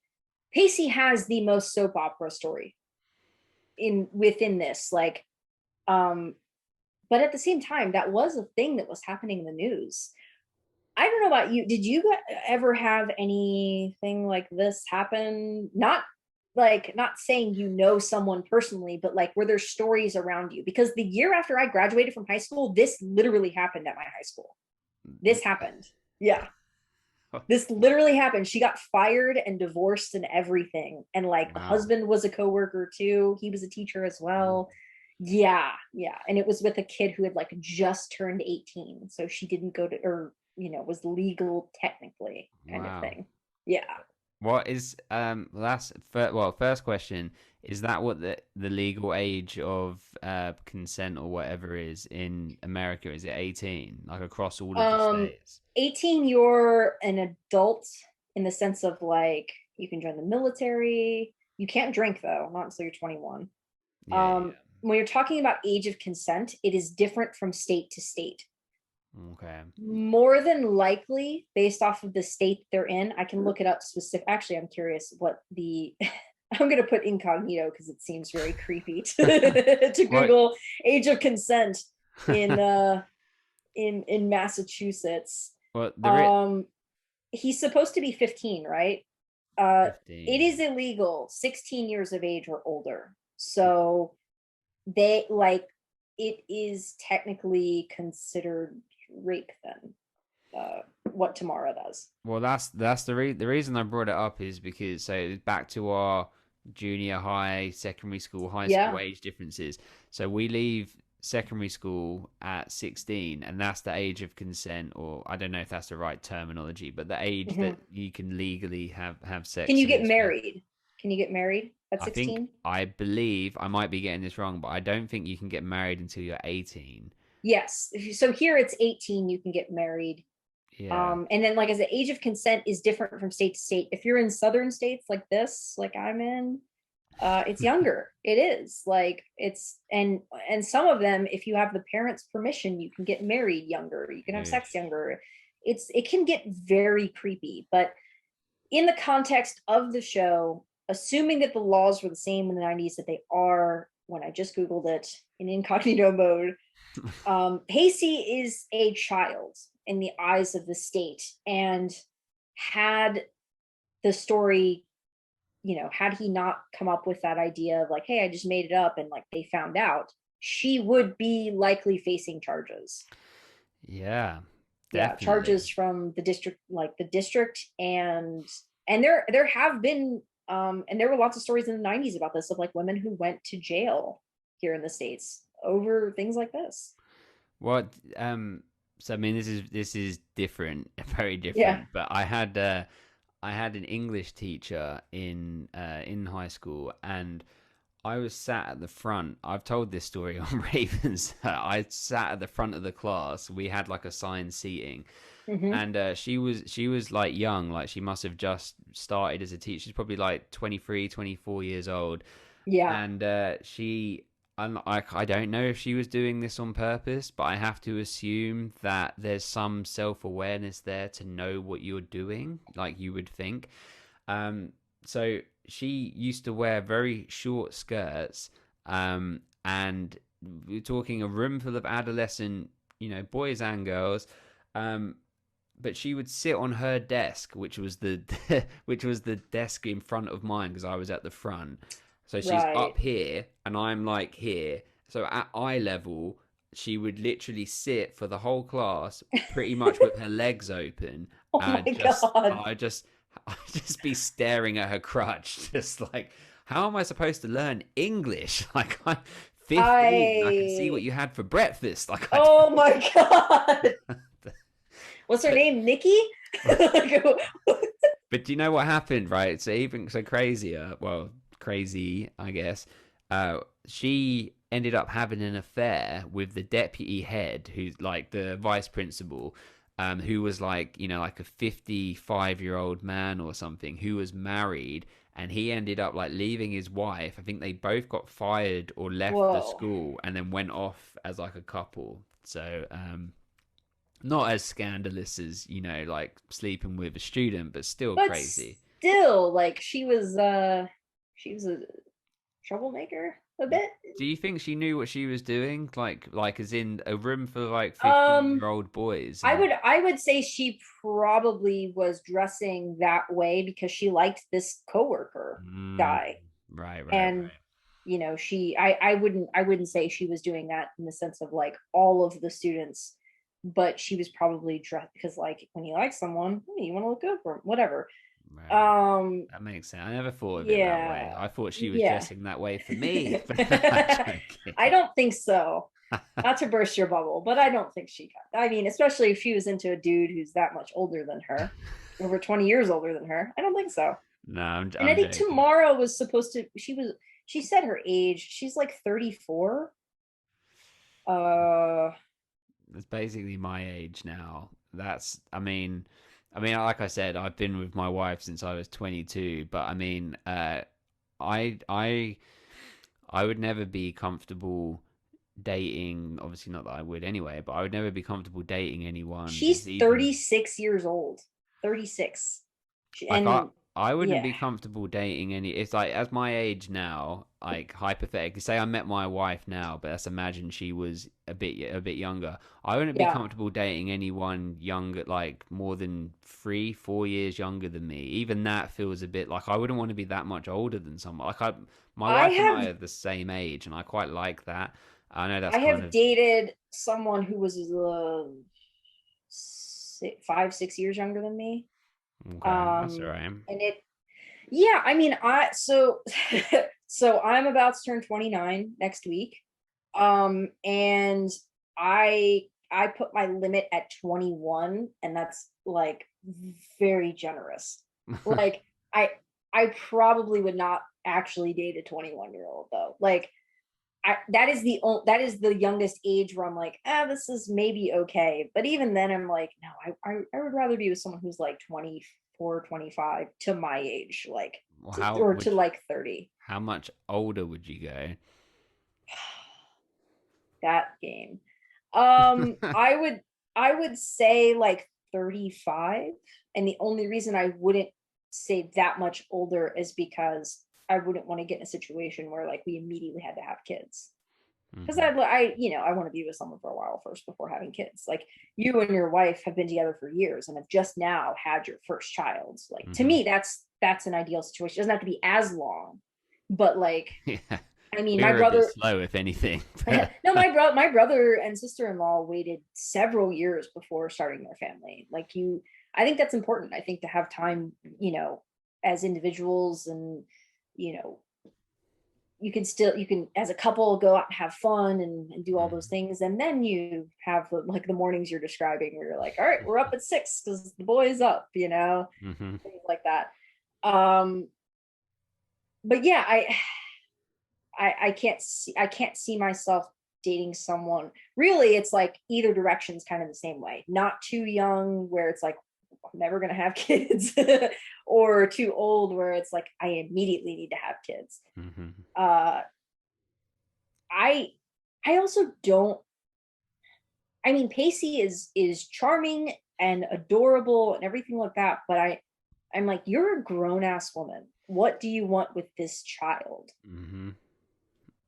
I It's mean, I mean, my first comment on my Instagram commentary was like my jaw has just dropped when like they so kissed. that's a good question. Did you think they were going to actually ever hook up? You thought it was just going to be No. him like hitting on her? Yeah, when she comes into the video store in the pilot and she wants to Yeah, get the graduate, and she's been kind of like, I don't know if you call it flirty, but kind of like yeah, yeah, bantering with him and whatever. And I thought, oh, he's just gonna get like a sort of child, a boy like obsession, and then yeah, he's gonna yeah, get into mischief, sort of like yeah. spying on her and stuff like that. And there'll be misread Like things and comedic, jokes. yeah, Yeah, the like comedic relief. Yeah. yeah, exactly. And it didn't go that way, and I was completely shocked. No. But I would just have to say, there's a TV show that we watched sort of late last year, and I don't know how big it was out there. It was American. It was called A Teacher. I think it was on FX. It's with Nick I've heard of Robinson. that. Yeah, I've heard of that, but I've never seen it. Oh, it's so good. Oh, okay. It's a drama. I fully recommend you specifically, but to everybody Okay. listening. But I think you would really like it. I forget what the woman's name in it, but she was in like the failed Fantastic Four. You know, they had a Yeah. Fantastic Four that flopped Yeah. really hard. She was in that, but she's known for other things. But she's really good in it, and it's the story of a teacher, a female teacher, having a relationship with a student who's Nick Robinson. He's a fantastic actor. Both of them are, but it's done really, really well and touches on the points of why this is such an abuse of power and all these other things. But it's Yeah. done really delicately and in like a modern day setting. So yeah, it's I only think like 10 episodes. So okay. Yeah, I think the difficulty is that when you stories like this are when it's a male, a younger man, and older woman, it can often like they can brush past the fact that it is abuse. Like mm, it's seen as like fantasy. yeah, And I think that they do kind of they I think they do a pretty good job of showing that he is so emotionally invested in her, and that it is kind of messing him up in mm, that way. And I mean, she knows from the get-go what's wrong, but she's clearly having like a midlife crisis or whatever. Like, what other explanation could you have for her? She's getting divorced or whatever. She moves to this small town and she immediately starts sleeping with one of her students. Like, you're messed up, woman. Like, you are really, really messed up. You need to go to therapy immediately. yeah, yeah. I mean, just to say on Pacey, this was really a joyful thing that happened by coincidence for me, that it's Joshua Jackson. And I mean, as you can Yes. see from my backdrop, I am obsessed with the Mighty Ducks movies. To Mm-hmm. me, they were my childhood version of Star Wars. That's not my quote. Jason said that, and it's a great quote, and I Mm-hmm. love it. But it's like my star. Like love them. And Yeah. obviously, he is, our child protagonist in it, and he's It's great. Charlie, right? He's Charlie and Yeah, he's yes, yeah. Charlie. And I knew him in those movies and then hadn't seen him in anything. And then I just seen him as an adult in things like, Fringe? Did you watch Fringe? No, I heard that was good. Like I know that he's It's been very good. around, Yeah. and he was in Little Fires Everywhere recently. Yeah, he was great in that. He was Yeah. great in that, and I know that he's made the successful transition into an adult actor. But I never Hmm. saw this, and then seeing this is like, oh, this is what happened after the Mighty Ducks. After he got out Yeah. of, it's perfect, and Yeah. he's a really good actor. Like they all are. I would argue he's the, other than like Michelle Williams, he's the best actor on the show. Like of the younger group, he is so good, so unbelievably charming from the get go. Yeah. Pacey is probably my favorite character on the whole show, even from season one. Well, should we talk about that at the end? Because I've got the results of the Oh poll. yeah, yeah, yeah. We can get into that at the We end. Um, we kind of talked about Jen. We touched on what you don't really like Oh, can about I just Jen. say on Yeah, Jen, sorry, is yeah, go that for it.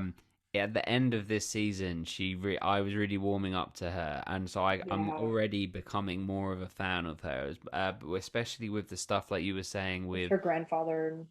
with the granddad, and then when she was in the church and she did Mhm. pray with Yeah, Grams, and that was really nice, and some of the back and forth where I quoted it on Instagram, but I think Graham said something like prayer isn't necessarily prayer is not for him; it's for me. Yeah, exactly, and that's yeah, in one sentence. That's something that I've been trying to sort of have in my mind for years of trying to explain, and it just did it so succinctly. Of that, actually, yeah, regardless of yeah, religious belief or not, it's a cathartic experience within yourself to sort of organize your thoughts and reconcile, and yeah, whether you connect that to religion or not is awesome either way. It's completely your yeah. choice, but it's It's a grounding thing. yeah. That's what I've talked to my brother's a pastor, um, and so I'm whatever, I go back and forth with religious stuff, but I have talked to him where I've been like, okay, well, if I'm going for a walk and I'm doing a prayer meditation or whatever, like it's a practice of being, it's almost like a meditation, it's a practice of like being present, being grateful, being like trying to pull yourself back to reality.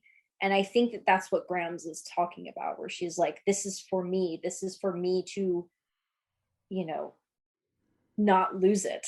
I mean, realistically. And Grams is an interesting character, um, Yeah, which we can get into. But yeah, I'm glad that you're kind of warming up to Jen. I don't think season one Jen is like the I'm going to sell you on Jen. I think you're going to have to keep watching and see the things that her character goes through and does. for sure. Yeah, I see that. I But can her see it. dynamic with Grams is one of my favorite elements of the show. Like overall, her relationship with Grams is incredible. Like the back People and keep forth. people keep saying that. I think Yeah. people keep saying that we're gonna warm up to her, and I see it. I think I like her already. It was just it was a difficult entrance because she was already messing up Joey and Dawson, which I was already invested in I after the know. first 10 seconds. So Yeah, yeah. I understand that. Like you're shipping these two people really really hard, and then someone else comes in. It's like, oh, I don't know. It's not the same as like when a Brooke Davis comes in, and you're immediately like, oh my god, Brooke Davis. Like, wow. It's a different kind of character, and I like it in that sense. I like that it's a growth type of character and relationships and everything like that, friendships, all of it. yeah, Since we're on the subject, Grams, they deal with the two really big things that I think they deal with Grams are religion slash morality. She's very skeptical of Dawson, which is weird because Dawson is a very wholesome and pure boy. And it doesn't quite make sense to me that she doesn't see that because she's lived next door to him for so long. I know that she says like Joey's been crawling into his room for years, and she thinks that's a very nefarious thing. And hmm that's not an unfair assumption when you're talking about a boy girl pairing. But you know, he's so like he is very sweet every time he talks to her, everything. So like I'm kind of like, why do you hate Dawson so much?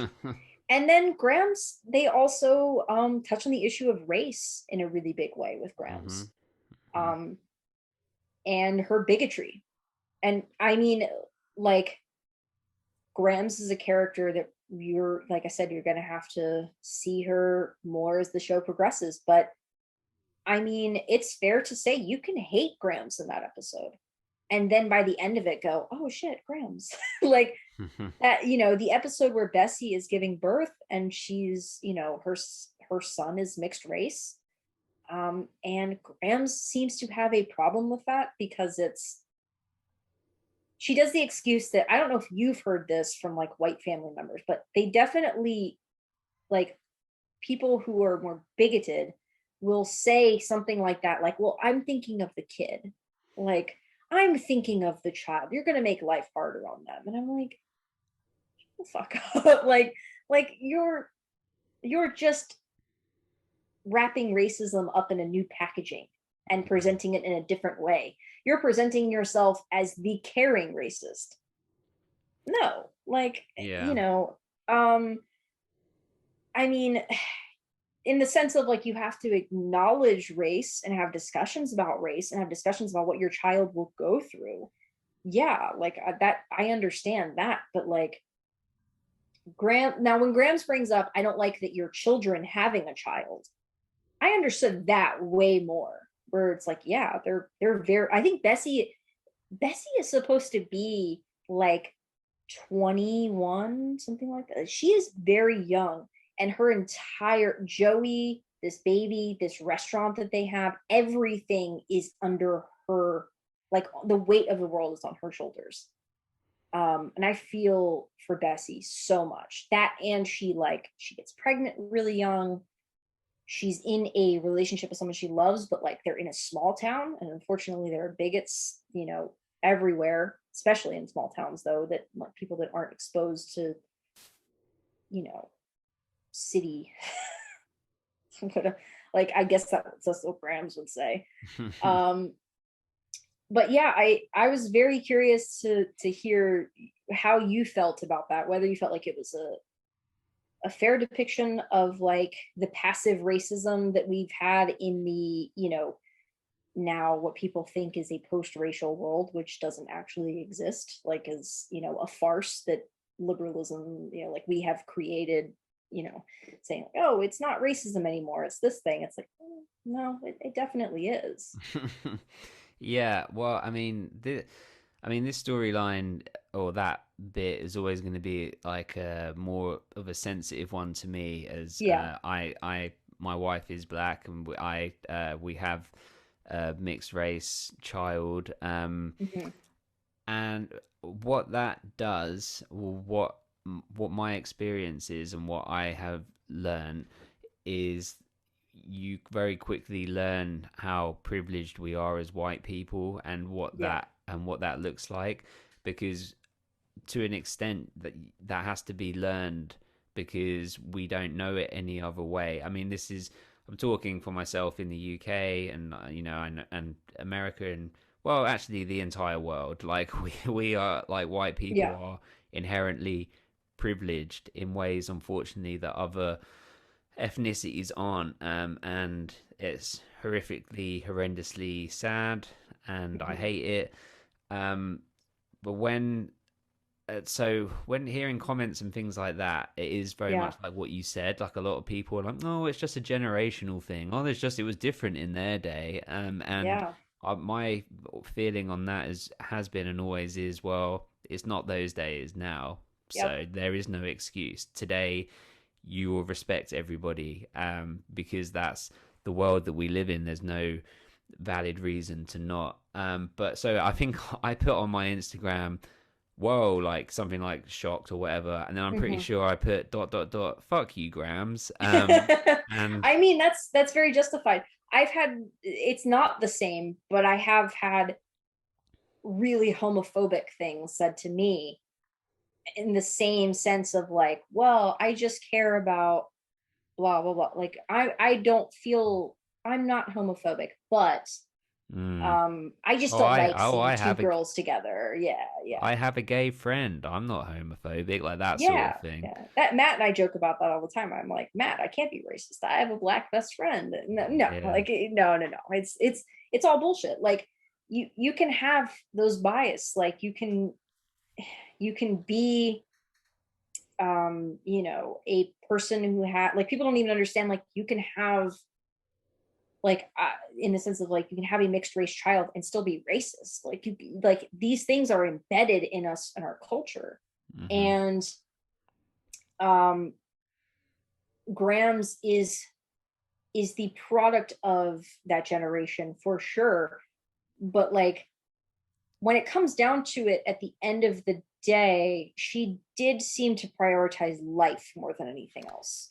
Yeah, I she got and she that is got it done, didn't she? And I think yeah. the other bit I was just gonna say on that is, so when I put that out, I got uh I got flooded with messages from people, like not negative, people just being Okay, like, okay, good. yeah, I can't, yeah, she's being a douche, she's a complete this, that, and the other. But then There's no defense. I think it's the worst moment for Grams of the series. Like it is horrible. most of them then also would say, but by the end of the show, I'm sure you're gonna love her, or something like that, or Hmm. like things like, don't hold out hope, like as in, or hold on to hope, like as in. Yeah. So I kind of already in my mind was like, I'm not saying that there's spoilers or anything, but kind of in my mind was like, okay, there's gonna be a retribution arc potentially. By the end of it, she might be on the front lines protesting in, Black Lives Matter things that are then, the equivalent, if that's, what existed in the late 90s. But I mean, who knows? I mean, probably not, but I'm sure there hopefully will be some learning and some you know distinguishing of ignorance and her moving forward in some way, and that would be great, because as much as it's horrible to see and horrible to hear, it's still, these things are important to be depicted because they happen, and it was being written from the perspective of the show, saying that this is not right, Right. this is terrible behavior. It'd be completely different if the show was saying, oh, this is okay, this is acceptable. So it's like the Yeah. show was putting a spotlight on it to say, this can't happen. So Yeah. I Like appreciate. everyone in the room is going, fuck you. Like they Yeah. really are pissed at her for bringing that negativity, especially to such a like even though it's a traumatic birth, like and the experience is traumatic, and it gave me anxiety than being in a small town and they couldn't get an ambulance and everything like that. I forgot how much anxiety that episode gave me. um you know, that bringing that into an experience of like this child being brought into the world, like, and it's such a great beautiful thing to have that negativity, I think is, I mean, sometimes that unfortunately is a reality for like bringing some kids into the world, and it sucks. But it's interesting to see a show acknowledge that, like to show like this kid is not even born and is already dealing with fucking bigotry. And it's kind of Yeah. a what is wrong with you? Like it really is that mirror of going like, hey, did you think this same thing like that Grams is thinking? Maybe you need to reevaluate your stuff because look at how happy, you know, this woman is to have her son. You know, Alexander is what ends up being named. You know, look at how happy she is to have this child. Maybe you need to deal with your own shit. Yeah. um Yeah. yeah. um but it is a very difficult between that and the religious stuff. It is very difficult to navigate the stories that they deal with Grams. One thing I really like about Jen, in defense of Jen, is she feels like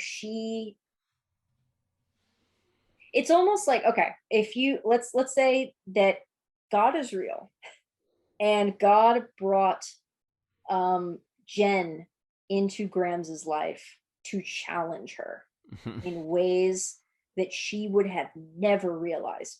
She was like the curmudgeon woman next door who was just taking care of her husband and was not involved with anything. She didn't know Dawson, she didn't know Joey, she didn't know Bessie. And then she is pushed at such a late stage in her life into situations that she would have never dreamed of being pushed into. Like helping bring a child that she for some fucking reason ethically did not believe in prior to this. Hmm. And it is that sense of like, sometimes you go like, okay, is there something bigger here that is challenging you in your life and challenging your bullshit? And it's the question of, a person like Grams, will she see this occasion and choose to grow when that challenge arises, or will she revert back into her old ways and become that same old person that is like full of bigotry and everything like that? Mm. I like to think that they, based on what we've seen so far, they do kind of make her rise to the occasion, but not in a way that's unrealistic. You don't feel like her racism is gone at the end of the episode. You don't feel Yeah. like it's just everything is perfect and vanished. It's Yeah. there, you Yeah, know? yeah. It's like she stepped up, she did what she needed to do, and proved herself to be kind and etc. in the moment. And there's the times where she's like telling Dawson to like stop recording, or I can't exactly Yeah. remember, but to to calm down because Hmm. you need to keep everything calm. But I Yeah. think you're right. It's not to say that suddenly all of this is undone. It feels like there's still learning to be had. But I feel like in a way, I hope that they come. Well, I hope they come back to it. Not in a way of repeating it, but in a way of like there being some more reconciliation or amends Hmm. or self-learning. That would be really cool to see. Yeah. But I do the dynamic between Grams and Jen, especially in the last episode, or the last two Yes. episodes. Yeah, they really got me, like with the granddad and Yeah. having the second stroke, and that's all really sad stuff, but in a way endears you to Jen because she is Yeah. really supportive of her grandmother, and that's a nice trait, and that's nice to see. Yeah. And the fact that he woke up and was asking for her, like Yeah. he, like that, they're it's weird how they're showing a relationship without ever really showing the other half of this relationship, which is Jen came here in part because of the grandfather, and clearly was very close to him and had a very um, good relationship with him. And now that's gone.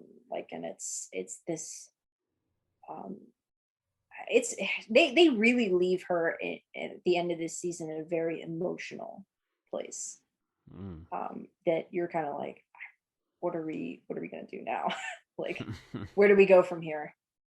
Um, Yeah, for sure. I mean, I'm really like as soon as I finish the finale, Netflix starts doing the, to go to the mhm. next one. I was like, oh, I really want to see it, and because I haven't, but I love that moment where you get into the next season, when especially when you're watching like this, like retrospectively, and it's like, oh, the hair's slightly different, or oh, someone's Yes. got a tan, someone went on Yes. vacation, like Yes, thank God the Caesar's haircut that Joshua Jackson has is gone in the second season. That is my only spoiler for you. It I grows out quite a little like his bit. haircut actually. I like it. Every guy had that haircut at that time, though. That was like, oh, what's his name? George Clooney had that on ER and everything, didn't he? Like, Yeah, that was yeah. the haircut of that time. But man, it looks bad now. Oh, I disagree. I think it looks bad. What's funny is when you get to I'm gonna say about 30, like as a man anyway. This is what I've found. And I know that there's exceptions to the rule, but I think you get to this age and you don't have a haircut anymore. It's just whatever it does, Like I'm grateful. I still, I've still got my hair. Yeah. It's still okay, but I can't. I don't. There's no styling to it. It's just there, Like there's hair there, and I'm happy about it. But it doesn't. There's no styling. Yeah. Like, Yeah. would you call That's what haircut would you call this? Nothing. It's just hair. There's hair on his head. That's all you could. What? How could you I would describe? call it, you have a specific season of Chad Michael Murray that you were like, do this one. And then you change it up depending on what vibe you're going for. Shamefully, in my like mid 20s, I definitely did that. Where I definitely had times of, I think season 5, Chad Michael Murray hair. I definitely had that at one point. Where it's a bit Oh older, yeah, yeah, it's a bit yeah. more. It's a bit more. And the scruff and everything. Yeah, Yeah. yeah, yeah. Live that life. Um, If I could grow Dawson locks, then I'd definitely be doing it. Oh, right, if something. you yeah, yeah, if any man can, you should go for it because it'll probably look great. Like, his hair is phenomenal, and he still has that head of hair, man. Like, I follow his Instagram, and every once in a while I'm like, damn, dude, You still got a great head of hair. Good for you. I'm really looking forward to being able to follow them on Yeah. Instagram and doing all Yeah. of that stuff. Well, and the other thing that's a crazy crossover is that he is in One Tree Hill. Yes, he is. Yes, And he what's is. hilarious is that he is a movie director, but he is the Oh, opposite of Dawson because he's like doing loads of cocaine and oh, stuff. they did that on purpose and they promoted the hell out of that. Ah, You know, okay. of like, hey, we got Dawson on our show, but he's not like Dawson. You think he's gonna, like I remember it being a thing and I was so excited. I'm like, shit, James Vanderbeek's gonna be on the show. This is incredible. And he's insane on One Tree Hill. He's And he seems great. to be having a lot of fun. He's really funny. Like I think he's a great comedic actor as well. He just doesn't get to show it on this as much as Joshua Jackson gets the comedic, you know, things on this. Whereas if you watch Fringe, if you ever watch Fringe, which I do recommend at some point Yeah. watching, Joshua Jackson's character is he's very serious and very grounded and everything like that. So he's not playing his normal like snarky self that we know and love as Pacey Witter. Lost my. All right, two things. So on James Mm-hmm. Vanderbeek, Yeah. I also know him from Varsity Blues. Love that Yes. movie. Yeah. Um, and just before I get to my second point, he seems like, from what I can tell, a really cool person in real life. Before I can Mm-hmm. check and validate, is that true? Is he cool? From everything I've gathered, yes. There's no real trouble with him or anything. There's never, honestly, there other than the Katie Holmes Tom Cruise thing. Joshua Jackson got arrested once after Dawson's Creek for getting in like literally like a hockey fight. Like he got in a fight at a hockey game like a Canadian boy does, kind of Right. thing. Like and that's it. Like that's pretty much the only this this cast doesn't really have like a lot of you know things around like Michelle Williams had a child with Heath Ledger and Heath Ledger passed away, that like Mm, things like that. But I didn't no, know no, that. there's oh, you didn't. No. Yeah, so okay, quick tangent. Michelle Williams was in Brokeback Mountain, which I'm guessing you haven't seen I've because seen oh, that, okay. yeah. So she is Heath Ledger's wife in that movie. They Right. met on that movie and they fell in love on that movie and then they had a child. By the Oh, time they were going crazy. to the Oscars, they were having a baby. And they were all nominated for Oscars and everything like that. They got married. They ended up, or maybe they were just engaged, but they did split. And unfortunately, right before his death, like they had gone their separate ways, but they were still, going to raise their daughter together and everything like that. And he passed away, and she, up until I think last year, has been a single mom this entire time. She Mm. just recently remarried. That was 2008, I think, was when he died. Um, Yeah, that's when The yeah, Dark Knight came out, isn't it? yeah. And then Brokeback Mountain was 2005. So this ended in 2003. 2 years later, she's getting like Oscar nominations and stuff Wow. for her roles. Yeah, very quickly.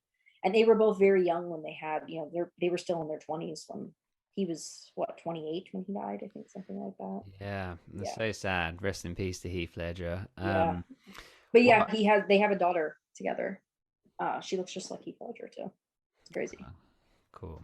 Yeah. Well, and then the other thing I was going to say about Dawson's character, I put Mm-hmm. this out. Maybe I was speaking to you about this, but I was saying that what hooked me into One Tree Hill was the basketball, and that inspired Ah, me to yeah. get into basketball and everything. Yeah. What hooked me into this immediately was his love of filmmaking and his love of Yes. Spielberg and everything. And I mean, I'm not a filmmaker or anything like that, but I love Spielberg movies. I love movies. I love that sort of stuff.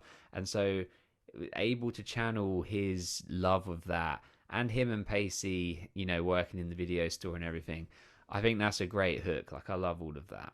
Yeah, I got into film school. Like I was making movies all throughout my teen years, like Dawson. So yeah, I was doing like morning shows at my high school, everything like that. So that is definitely a big hook for me too. And this idea of like it's Friday night, we're gonna stay in and watch movies. That was me. That's still me. Like that's still very Like I'm not I've never really been the like go to a club person. I'm the like, Yeah, me let's get neither. pad thai and watch a terrible movie together kind of person. Like that's You what know, I dig. and that's funny that you say that because I'm exactly the same way. But I love bad movies. I love bad Yes. movies that are still good. Like, and there's great examples of that. But like Yeah. things like I don't know, like Armageddon, for example, isn't meant to be a Yes. good film, but I No. love it. I cry at the end Yeah. every time. I I love it. cry every time. Why do Every I time. cry? I don't know. I don't know. I Because he sacrificed himself, Lex. That's why. He saved Ben Affleck. Like, come on. How can you not cry? No, no, I'm with you. Like man, there is something about a bad movie like that, whether it's intentionally bad or not, like not intentionally bad. Like I love like SNL, and Mhm. a lot of SNL sucks, and that's just not that's just improv. That's what how improv works. So people will go like, oh, SNL was really good when like Chris Farley was on there, none of the original. Go back and watch those. You will see that most of it sucks, and there's a lot of it. There's just little. You find the little bits that are good. So I love SNL movies. Like talking about a bad movie that you love, like A Night at the Roxbury. That movie is terrible. I love it. Love it. It's so bad. I've actually never seen that. I know it's Will Ferrell, right?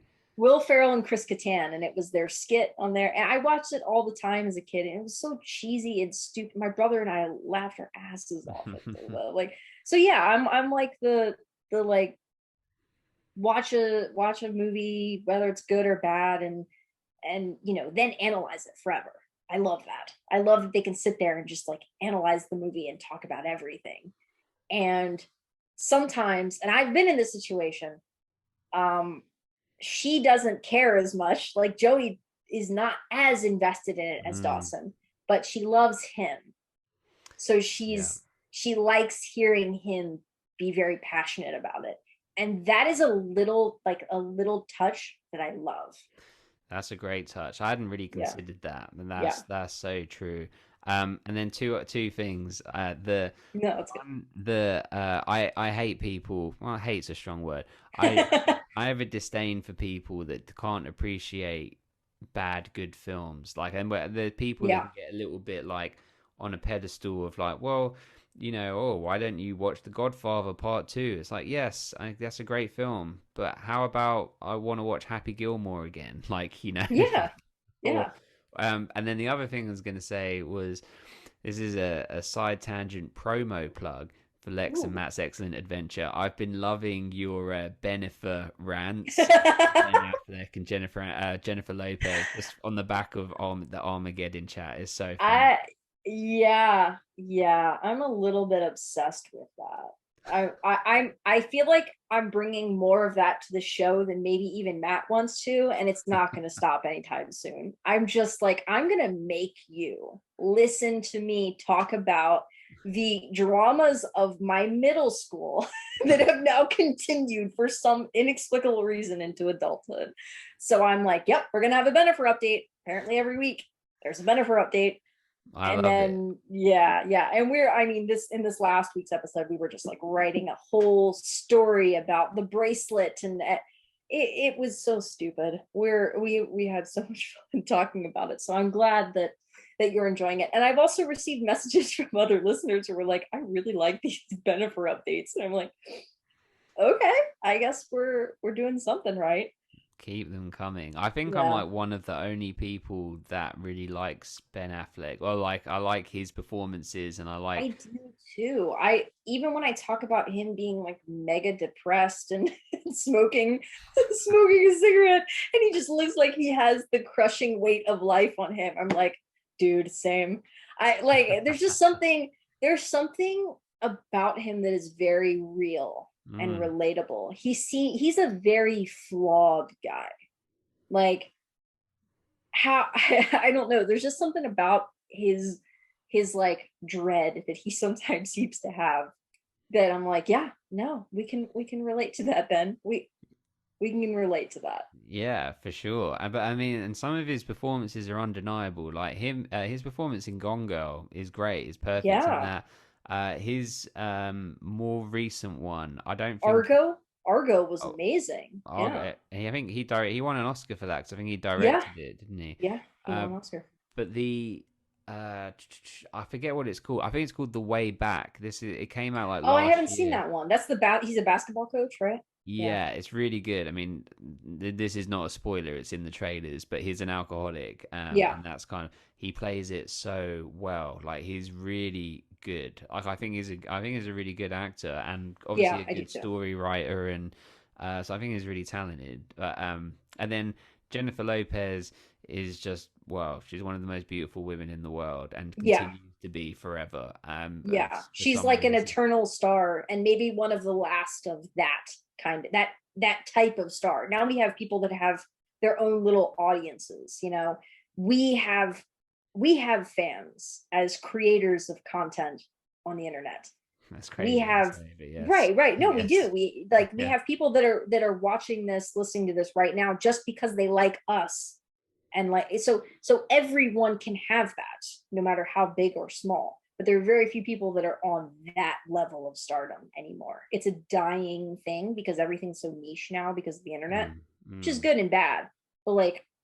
But so two of these gigantic stars dating and everyone being so interested in it, and that like it's not really a thing anymore, but that used to be all it was. It was the big Hollywood stars dating each other and stuff like that. So mm. that was a tangent for sure, but if you like tangents, listen to Lex and Matt's excellent adventure.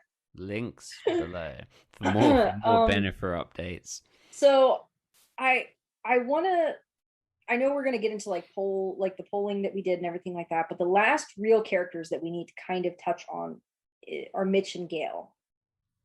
Um, how do you feel about these characters and their? I mean, I guess I could ask about the hurricane episode because when Mitch finds out, that's an intense scene. It's Absolutely crazy, crazy. yeah, Because she keeps Dawson in the room for it. She's like, which I kind of respected because he's like he knows that this has happened and she has put an unnecessary weight and responsibility on him to kind of keep her secret, and that's fucked mm. up. And like I'm not saying I would do the same thing, I'm just saying I kind of understand it. Yeah, like I kind of get it, but I also feel like think if you were to think of Mitch's perspective, like Yeah, he needs to have that information in private, and yeah, then bring Dawson in for whatever the part needs to be. But I uh, agree. Yeah, because like that's in one is well, obviously it's horrendously painful, and it's also yeah, horrendously embarrassing, to have yeah, to have that in front of somebody. But I like both their characters. Obviously, I don't like what Gail was doing and all of that stuff, but I mean, mm, it's a story. Um, I think both of the actors are really good. I think they give really good performances. I wish that we yeah, saw more of them. I'm kind of surprised. I was surprised at the beginning of how little we have of them because hmm, we're trained from a One Tree Hill perspective that you get yeah, about 65% of the younger characters and then the rest being like the older characters. Where in this, we're yeah. probably talking 90-10 maybe, or some episodes they don't even Right. feature. Yeah. I mean, um, they'll explore that more in the future, but like it's an ongoing thing. It is One Tree Hill is definitely different in that sense of like covering the adult characters from that perspective in a different way. But yeah, I it's such a heartbreaking storyline, and Mitch is such a good guy, and he's like, he's the adult version of Dawson. He's such a dreamer and everything like that, and romantic guy. When he's talking about the chapstick, I'm like, I I I love that I story. love this man. Like I love him, and I don't understand why you cheat on him. I don't understand it. Um, but Her they reason for that was really interesting, actually. yeah, She said it was no, but basic. they did a good job. Yeah, Yeah, it was basically that because everything's perfect, right? She wanted to sort of yeah. break something. That's a that's a thing that some people who are really messed up have, that aren't dealing with their own issues. And I think she's about Tamara's age as well, probably about 36, somewhere in that age bracket. So her and Tamara are kind of going through probably through like a midlife crisis at the same time, Mm. just different ways. Yeah, that's interesting. Yeah. I mean, overall, I really like them. I like all of the characters. Yeah. I am. We haven't spoken too much about Joey or Pacey, but I mean, we have spoken about them. But Yeah. Yeah. I'll just add about Joey. I love how she goes up the creek on their boat. Hmm. My favorite moment, I believe it's at the end of the pilot. I'm sure. Hopefully, you can verify. Yeah. But when she asked Dawson, when does he, do his business? Walk his dog. That is, they had to use that specific terminology to get it past the censors. They said, Yes. walk the dog. Walk the dog. Yeah, I love Yes. that. Or Yeah. in the UK, we have a phrase. I'm not sure if it's over there as well. We say choking the chicken. Yeah. Yeah. Yeah. That's a phrase over here as well, Which for is sure. like horrible imagery. But Yeah. I love it when she leaves, and I can't remember the exact scenario, but they're like, she's upset. She's She get asking him how many times do you do it? When, like she's asking him very specific things about it. Yeah, and that is at the end of the pilot. right, and then but it's about being like, well, I want to be with not just friends, can we have this other part? And then he shouts out of her window, and he says Hmm. out of his window, sorry, and says he does it like in the morning or something, or Yeah, yeah. but the music then drops, and she like her expression goes from to smiling, and it's like, but the smile kind of like lights up the screen, and it's like this Hmm. beautiful moment of like, oh, instantly I was like, I love these characters. I And know. then it's like Yeah, she goes up the creek a little bit, and then she sees Gail having the affair and whatever, like it, which is yeah, like the cliffhanger. But that was the moment right there where I kind of already fell in love with the show, but yeah, also really loved her and Dawson in that moment. And she is a great actress, yeah, yeah, like you said. yeah. It's hard not to, even though she has her flaws and everything, it's hard not to fall in love with Joey Potter. There's just something about her and her wit and her snart, like just something. There's just something about her. There's something about the way that she like tucks her hair behind her ears and like looks away and does like a when you get to it, there's a really funny moment in One Tree Hill where Bethany Joy Lenz does an impression of Joey, which Mm, you probably didn't even notice because you weren't. But there's that episode where they're doing impressions and like Chad Michael Murray does his like Jack Sparrow or what, like whatever, and oh they yeah. all do. But like she does like the she goes into the full Joey, and it's hilarious. But there's just something, she is acting with her body too, and these quiet moments, the way that she looks at him, the way that she does things, at the beauty pageant, the way that she's like, nope, this is just hairspray, this is just all this stuff. She's really vulnerable and beautiful in that way. That's a great episode as well. Like I I know. love the way that one ended as well, where Dawson's suddenly into her now because she's Yeah. been made up and everything, and then she's like, no, because this you need to be into me when I'm, wearing my normal clothes and whatever. But then Yeah. there's that subtle moment at the end where she sort of smiles to herself in the mirror, like a little bit Yeah. like, okay, you She know, gets to see herself as beautiful while also maintaining her dignity and self-respect, and going like, no, you're going to love me for who that I am, or you're not going to have me at all. That's amazing. Like that's a really great thing, especially for young women to see. yeah.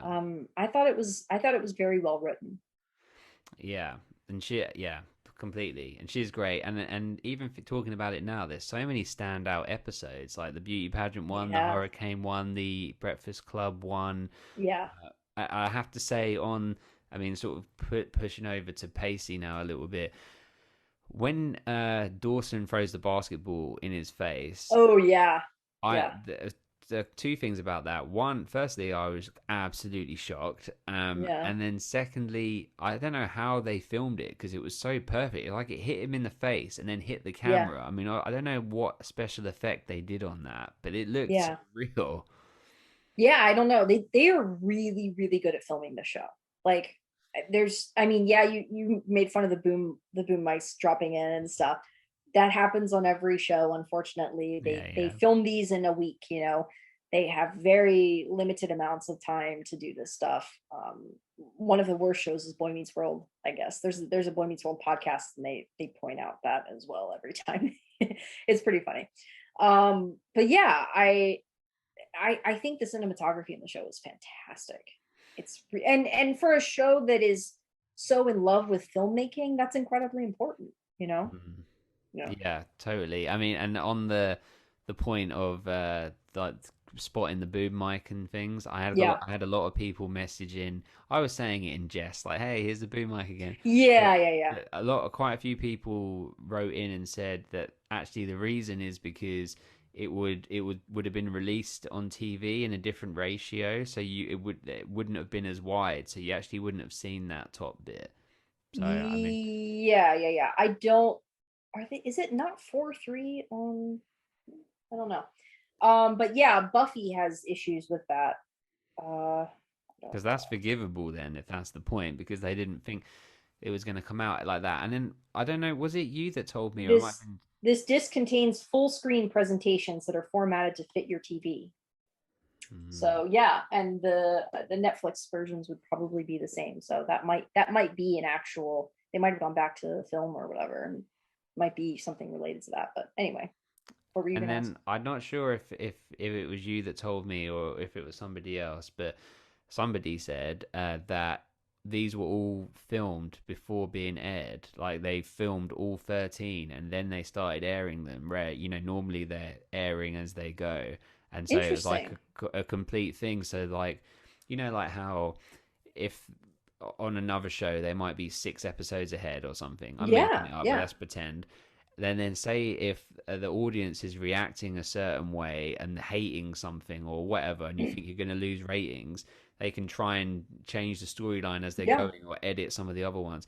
So it's interesting how they wouldn't have had any of that on Dawson's Creek for that first season because Interesting. they're releasing it and well, it's already done.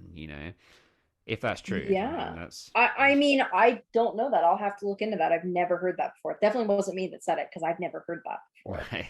Um, I want to look up more trivia, but I do know quite a bit as is based off of like what I've read and everything like that. But a lot of like knowledge I have is connected to later seasons or whatever, especially when we get into season two.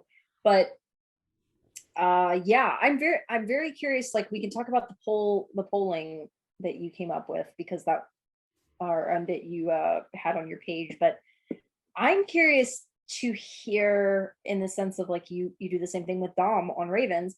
What are your predictions? What do you think is going to happen? I mean, in the large scale, maybe just in next season, maybe in the next couple episodes. I don't know. Like, what are you thinking might happen?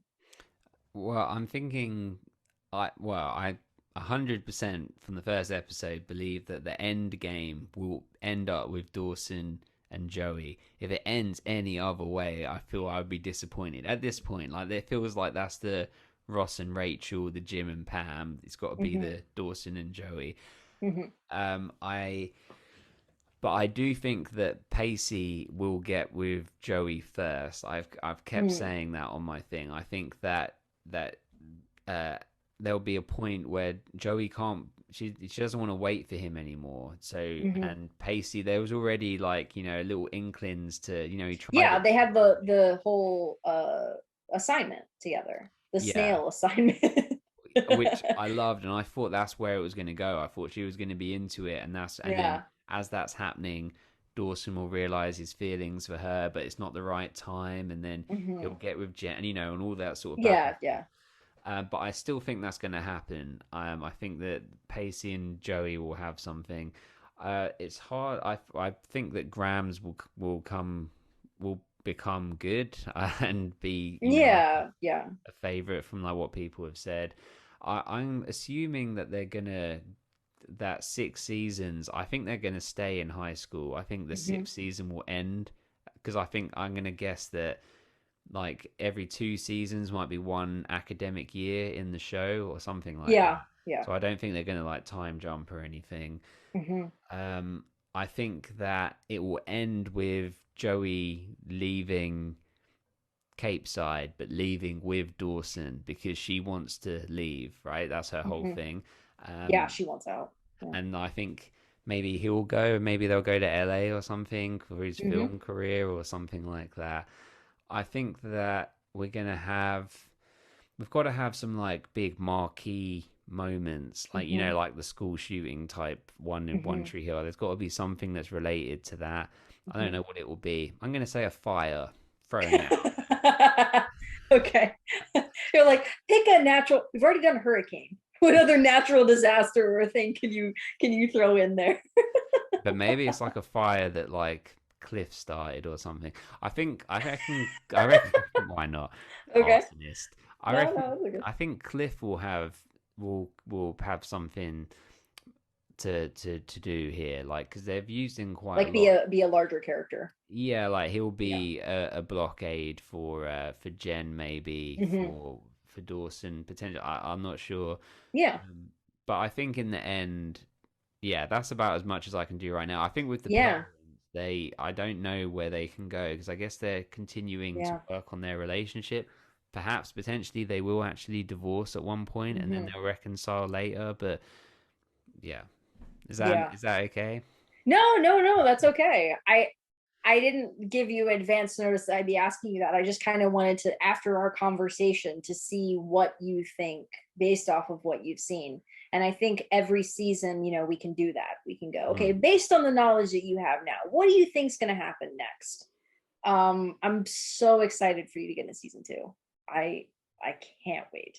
It's I'm watching it now. I'm going to be ahead of you. I'm always going to be ahead. I'm like, but I've seen it all. I can't stop watching it now. It's such an addictive show. I know you'd be doing the same thing if Mm. the schedule permitted it, but being able to watch your Insta stories every night and be like, or day, whenever you, because our time difference. But yeah, I'm just like, oh, it's that episode. I'm so excited. Yeah, I'm just the first episode of season two alone. I'm so excited. Oh man. Well, I hope that we can do a mini series like this, where at some point where we can flip the roles round. If there's like Yeah, a show yeah, that you haven't seen, that would be fun as well. But I am enjoying this is a novelty to me to being in this yeah, position, and I really like it. Um, and I really oh, this is what I was going to ask. yeah. So, and let's keep this in here so that if we're organizing this with all of the listeners as well. Should I wait? Should I watch the first episode of season two like tomorrow, or should I wait until we release this and then start watching it so that people are still in current times of our conversation timeline? What do you think? Um, I don't know. I feel like that's a call on your behalf, I guess. Like what would you feel more it doesn't, because honestly it doesn't matter to me. Like obviously I'm excited for you to start watching it. I feel like everyone's going to be excited for you to start watching it. But the beauty of this is that people can listen to it whenever. That's true. I just Yeah. don't want to like I want people to be able to be current with it, like as in Yeah. to be able Yeah. to. But I reckon I'll probably have this released in about 2 days or something from Yeah. from now. So maybe I'll wait and put this out and then be like, cool, okay, catch up, listen to this, The watch this. difficulty of that is I don't want to wait, you know. For our lives to be over. Is that right? I want to know right now. What will it be? Come on. There we go. Terrible. It's There getting we too go. late. No, that was Terrible. perfect podcasting. That was Yes, it was. perfect. The okay, so I guess we can touch on the polling real quick that you did. I Well, didn't really look at it. you did. You That's suggested. I true. I just put them out. I can't take credit for that. Well, okay. So the And first I did one. not vote in it either because I wanted to say my choices on I didn't want you to see what my choices would be. So, Oh, perfect. mhm. Okay. So I'll say what they were. I'll say what the if you didn't look right, I'll say what they were, and you I guess what the I percentages skipped would through, be. so I didn't look at them. I just gave you them and basically skipped through them. So yeah. Okay, you guess what the percentages are, then you say what your answer is, and I'll say what mine was. Okay. Because I wasn't physically able to vote. Right. Exactly. Joey or Jen, what do you reckon the percentages were? I would say it's like 63% Joey over Jen. It was 81% Joey. Wow. Damn. Jen is getting love. I would also pick Joey, by the way. I would. But I would have thought it'd be closer than that. No, Joey killed her in And that we one. know you'd pick Joey. I'd pick Joey, and I'm Yeah. assuming you'd pick Joey as well. Yes, I would pick Joey. Yes, I would. Okay, Dawson or Pacey? Pacey's gonna win this one by huge numbers, like 86%, 87%, That's close. 91%. 91%. I would also pick Pacey. I would. I love Pacey. And look, I've talked in length about my love for Dawson too, but there's something about that Witter boy that it's the Joshua Jackson of it. He's so damn charming. This is it. Yeah, I agree. This is a difficult one for me because I've It is, Joshua Jackson love from a very early age with Mighty Ducks and everything. yeah. But I'm gonna go with the underdog. I'm gonna go with Dawson because I think The underdog, that it's his name of the show. And yet it's true. Like with the fandom, fans do prefer usually Pacey. Like, because he's just so, he's got that snark to him that there's just something about him. yeah, I get When that. he's when they is there a part where he borrows the car or whatever? From his dad or brother. Yeah, and His he dad, like yeah. he's like woohoo or whatever, and he's wild. There's just something hilarious about him, and Joey just is like, God, I can't stand this guy. Yeah. It's so funny. No, he's great. Yeah, I do love all of that. I think I would just say Dawson because his whininess reminds me more of myself now, I would yeah, say. yeah. So but Hey, we Pacey are is pro great. Dawson on this podcast, guys. You're gonna Yeah, have to deal with it. that's right. I love that. Yeah. We didn't talk about Billy, but hang on. This one was Mm. Cliff or Billy. I just have to say, I hate Billy. I hate Billy him. fucking sucks. Why is his shirt like this? What year is it? That's what I want to know. When did the like John Travolta Saturday Night Fever doing this thing? For anyone watching the video, I'm just like popping my collar out because he does that, and then he has like the weird chest hair, and he's wearing leather coats, which of course it's the 90s, of course they are, but like I just Billy is terrible, and I'm not a huge Cliff fan. I don't hate Cliff, I don't love him either, but yeah, like I think people would choose Cliff. I'd like to think that they'd choose him. The only way I would say that you would pick Billy over Cliff is that Billy is like a tornado rolling through the town and provides more drama, I think, overall Yeah, than Cliff does. that's true. That's But true. I'm gonna say Cliff with like 70%. It's close. Close. It's Cliff with 75%. Oh, okay. All right. So Yeah. close. And you Yeah. would choose Cliff? Yeah. Yeah. I would choose Cliff as well. I just have to say on Billy, I never thought that I could find someone's chest hair obnoxious, but it happened. I was like, how did He this looks happen? so much older than them. So much older. It's Yeah, because disturbing. maybe because of the chest hair. Like you don't I develop think chest he's hair at supposed to 15. be creepy older too. I think he's supposed to be in his early 20s. Oh, okay. Then that's I don't think he is supposed to be with a girl that young. I think it's meant to be a predator type of guy. oh god. So I'm imagining there could be like a dark Netflix drama that's Dawson's Creek from Billy's Yeah. perspective and like Look it up. Continue. okay. Movie night or school dance? Um Like, what would you prefer to go to? That was yeah, the. what are you? Are you more a movie night person or a school dance person? I mean, I'm a movie night person for sure. Yeah, same. What would you think the percentages would be? Okay, Billy is supposed to be 22. She's 15 years old. Go to jail, Billy. Go to jail. Unbelievable. Go to jail. There you go. Jesus. terrible. Eh, yeah, sorry. So the percentage, I Yeah, movie think night, school dance. I feel like most people are extroverted and would in real life go to an outdoor like go to a thing. However, the nostalgia factor in the context of Dawson's Creek makes me think that more people would pick movie night. So I'm gonna say it's like 68% movie night over the dance. It's not. It's close. 74% movie night. Okay, yeah. And I guess also we've got to take into consideration that these are people that are following my page, which is Yeah. not We've the extra. skewed. Yeah, they're not the extroverted type. Yeah, no, that's fair. That's fair. Um, this is a good one. Should Tamara be in jail? Yes or no? Yes. At the Yes. very least, she should have like community service or something. I don't know. Yeah. Something's wrong with that woman. Send her to mandate her going to what's it called? Like therapy or whatever. Like court mandated therapy for tomorrow at the very least. She And I needs hope that that something. was at least 80% of the people. It was exactly 80%. 80%. Okay. So we know who our lawful people are. And then we know there's about 20% of you that are a little bit sketchy. A little bit. A hint of sketchiness. A little bit of, boyhood fantasy still there. Uh, Yeah. this one was the craziest one. Okay. So Dawson and Joey or Dawson and Jen? What do This is you just think? based off of season one. Just season one, yeah. I would personally vote for Dawson and Joey. And I think that it's skewed. I don't think it's going to be as big of like a number as you'd think.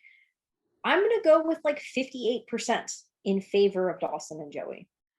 Okay. Well, I would also choose Dawson and Joey. Okay. We had there's over 50 votes on here, probably maybe Okay. 60 or 70 by the end of it. Awesome. Um, and this is crazy. It was 51% Yeah. to Dawson and Joey. See, I was saying it's a good love triangle. I like that it's that close because that means the writing is good, you Yeah, know? Yeah. yeah, They're doing a good exactly. job. People are split. It's like the Twilight Team Edward, Team Jacob. Is it Edward and Jacob? Have I made that up? Yeah. Yeah, I think. Yeah, it is. Sounds right. Okay. Yeah. Yeah, yeah. Now this one's an interesting one, and remember you got to take into consideration that my Instagram page is new, so I don't have masses of followers on there, but the majority of them have come over from my Ravens page. Yes. Thank you, people. You know where my love is at. But so One Tree Hill versus Dawson's Creek. What is your I vote? I think that people are going to pick One Tree Hill, and I think it's going to be at least like 75%. Okay, it was 69%. Okay, in favor of One Tree Hill. Of One Tree Hill, but that's still actually that's higher. 31% of Dawson's Creek. That's higher than I Yeah. thought it was going to be. I don't think you can answer this question yet, knowing just what you know. Um, for me, it's a really difficult question, and I would probably say like let's put Dawson's Creek versus the peak of One Tree Hill, which is like the first four seasons. Maybe I don't know, like the peak of Dawson's Creek of like all in the peak of One Tree Hill. I feel really bad because I got into podcasting talking about One Tree Hill, but I would pick Dawson's Creek. It's Oh, it's a first love. It's a yeah. It's very very close though. Like I still think those first four seasons of One Tree Hill are some of the best television I've seen.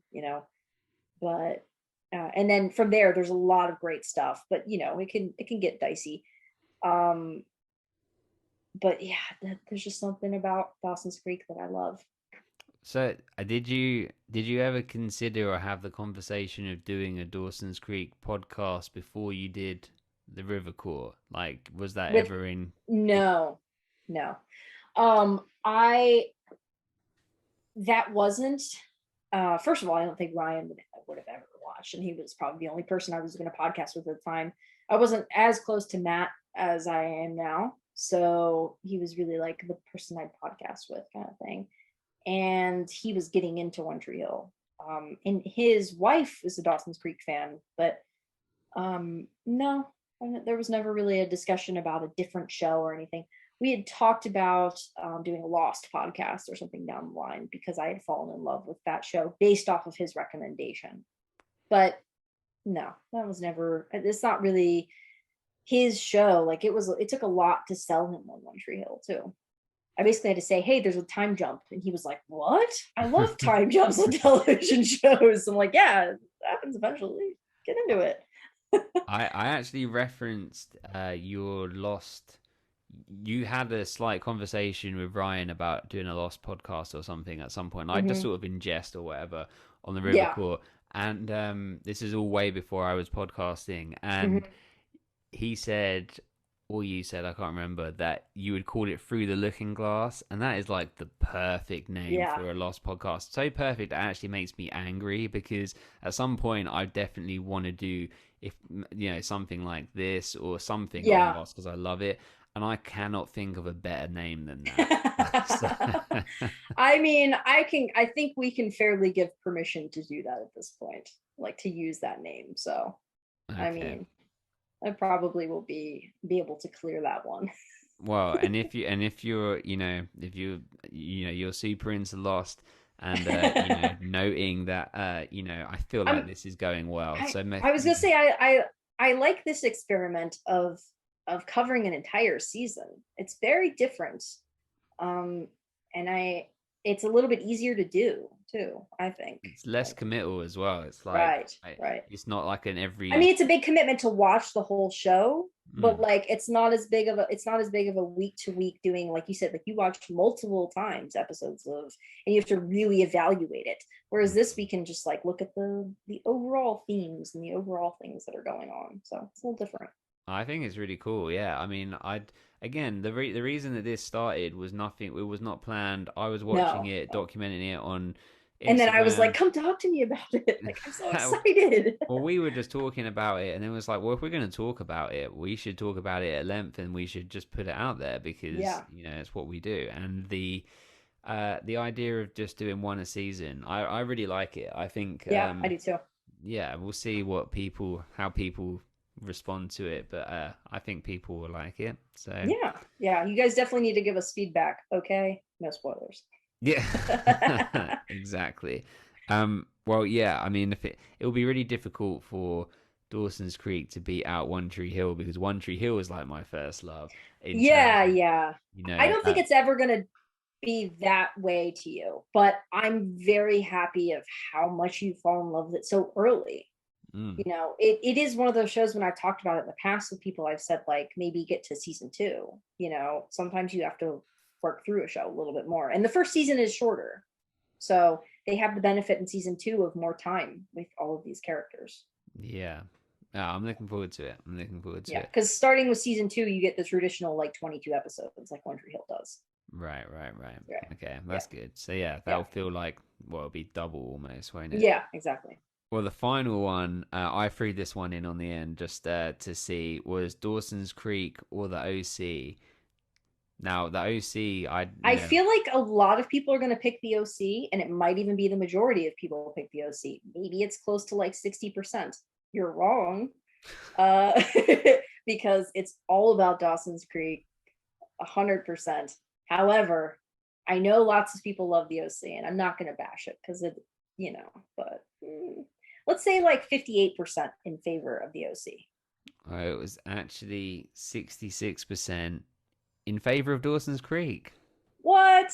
That's awesome.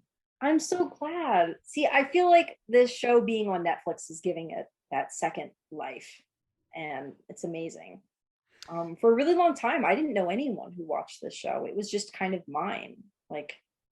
And then I slowly met people who found their way to it as well, and we would have our discussions about it. But yeah, it's also not a show that I can easily sell to people now. Like, you listen to us discussing that on the podcast this week when I was promoting our show.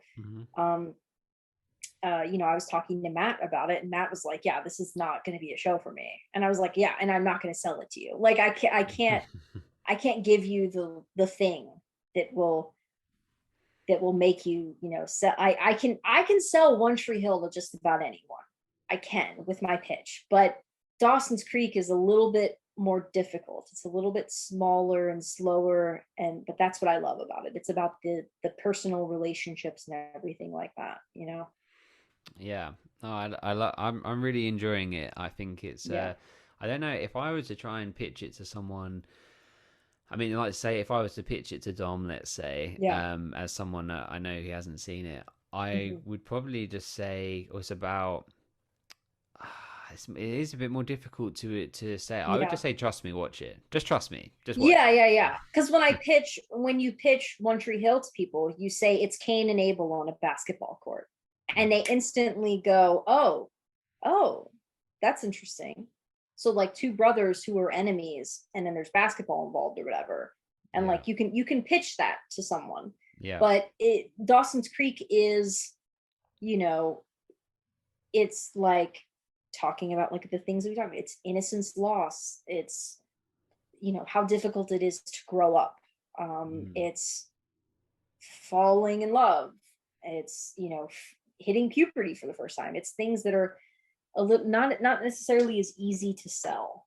But I guess if you were going to pitch it, you would probably say something along the lines of like, you think that you have like the perfect life, and that's kind of an illusion. And that's part of growing up. That's what mm. a big part of this show is.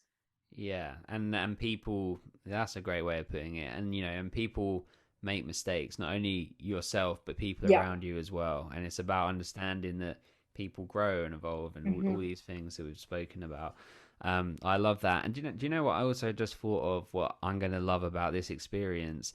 Um, and for both of us, in fact, actually, we will both finish like as in this will be the end, like we'll get to the end and we will say that Yes. here's a complete thing done. Yes. um Yes. we did it. And it will be, yeah. I love that too. I love that it's just like it's going to be this contained thing, because my podcast is week to week, your podcast is week to week, and we put a lot of effort into doing that time, and there's no real end in sight for either one of us. But this one, it's like, no, no, no, it's just this niche thing, this specialized thing. And Yeah, yeah. Yeah. exactly. Well, like our Ravens podcast is due to finish in 2025. Oh my god, that's nuts. Which Yeah. is like a massive commitment, but it's like, well, but this will end when we've finished watching it and finished discussing it. Yeah. though Yeah. i do though I do feel like I can imagine that I will want to talk about other things. I want to be like, I'm sure at some point I'm going to pitch to you and be like, okay, this episode, maybe we should, as a one-off, do just one episode on this episode, like like whatever the equivalent of I'm not opposed to that. If like we throwing if in a we seventh episode, Yeah, maybe. yeah, yeah, yeah, yeah. We could do something along those lines, I'm sure. But it's definitely, I mean, I'm like I said, I'm just so excited to talk about this show. I'm like, I don't have anyone to talk about this show with. Well, that's Nobody I know likes it. Well, that's what this provides. I mean, that's a perfect point to say. If you Yeah. want to talk to Lex about this stuff, and obviously there's loads of Yeah. spoilers and things that you can talk to her Yes, if about. you have something that you want to message, but you don't know how to say it without spoiling, message me. I'm at the Lex Lutz. You can find me through Simon follows me, so you can find me. Yeah, or he'll put a link, and you can message me if you're worried about it, if you're questioning it. Message it to me, and then I can find a way to relay it to Simon. Like, don't if you're questioning it, don't message Simon about it. Just message me. I'll take care of it. I've seen it all. It's okay. I'm good. And yeah, I'll put the links to your Instagram below. Yeah. Obviously, the links below. Lex and Matt's Excellent Adventure, Ravens podcast, my Mhm. Instagram below, Simon podcast. Get involved. Like I take pride in responding to every single message because I feel Yeah. like if anyone's reached out to me, then I want to reach out to them. And I love the interaction. It's like the best part of this. And, Yeah. and having this conversation, like I love it. It's the best. So I appreciate everyone and appreciate, all of your insight and everything that you've given, Lex. I feel like I know so much more about the show already, and it makes me even further Hmm. like invested into it. Yeah. Yeah. I think that my nerdy Spielberg-esque love of this show is a good way to connect to it as well, because I love this show the way Dawson loves Spielberg almost. It's a little bit unhealthy, but I still love it, whatever. And we didn't say it, but I love his room. I love how I it's know. Their house, oh my God.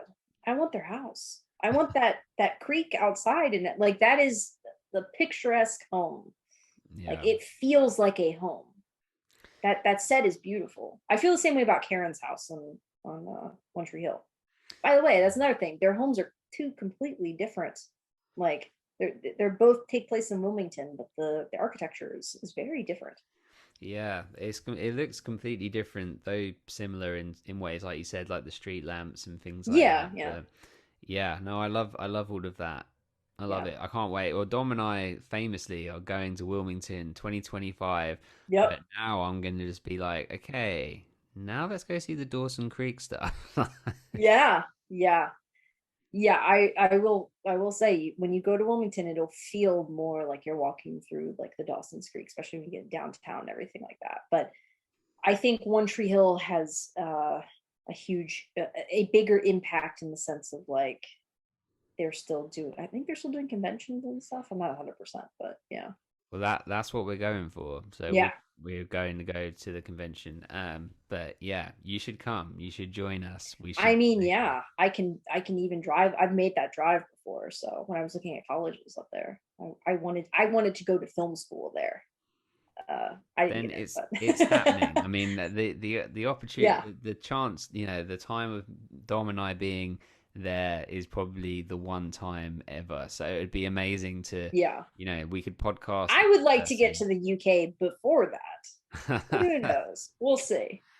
Yeah, that would be great. We can, Yeah. yeah, but in-person podcasting will happen at some point. Um, but yeah, well, I love this. Is there anything else you want to add before we get out of here? No, I mean, I get. Do you want to rate this season? Do you want to Okay. say out of your scale of 10 that you usually how you feeling? Yeah, I feel really good. I mean, I don't want to Yeah, go too high in case it like, but I would if I yeah. never It's all seen. downhill from no, I'm just kidding. Well, they did actually kind of wrap it up in a way that it could have ended. Like I know it obviously wouldn't Yeah, have, and we would have been disappointed, but it didn't leave many unanswered questions. yeah, But I'd probably give it like a 9 to be real. yeah. That's about what I would give it as well. Yeah, somewhere between an 8 and 9. Yeah, Um, I think there are that's other seasons that I like more, but yeah, yeah, I it's a think great, that's I great think first that's season. solid. And I'm ready for the next episode. So it will give make me more eager to edit quicker. So Yeah, yeah. You're like, this means I get to watch more Dawson's Creek. Okay, yeah, all right. yeah, love that. So how do we sign this off? How does one sign off? I don't know. I'll say thank you for listening, everyone. We gosh, there's no like saying that I can come up with back to you, Bob. That's perfect. That is how it should end. That is perfect. I'm ending it there. That's it. That was All it. right, we'll see you guys next time. We get Back to through you, season Bob. 2. Back to you, Bob.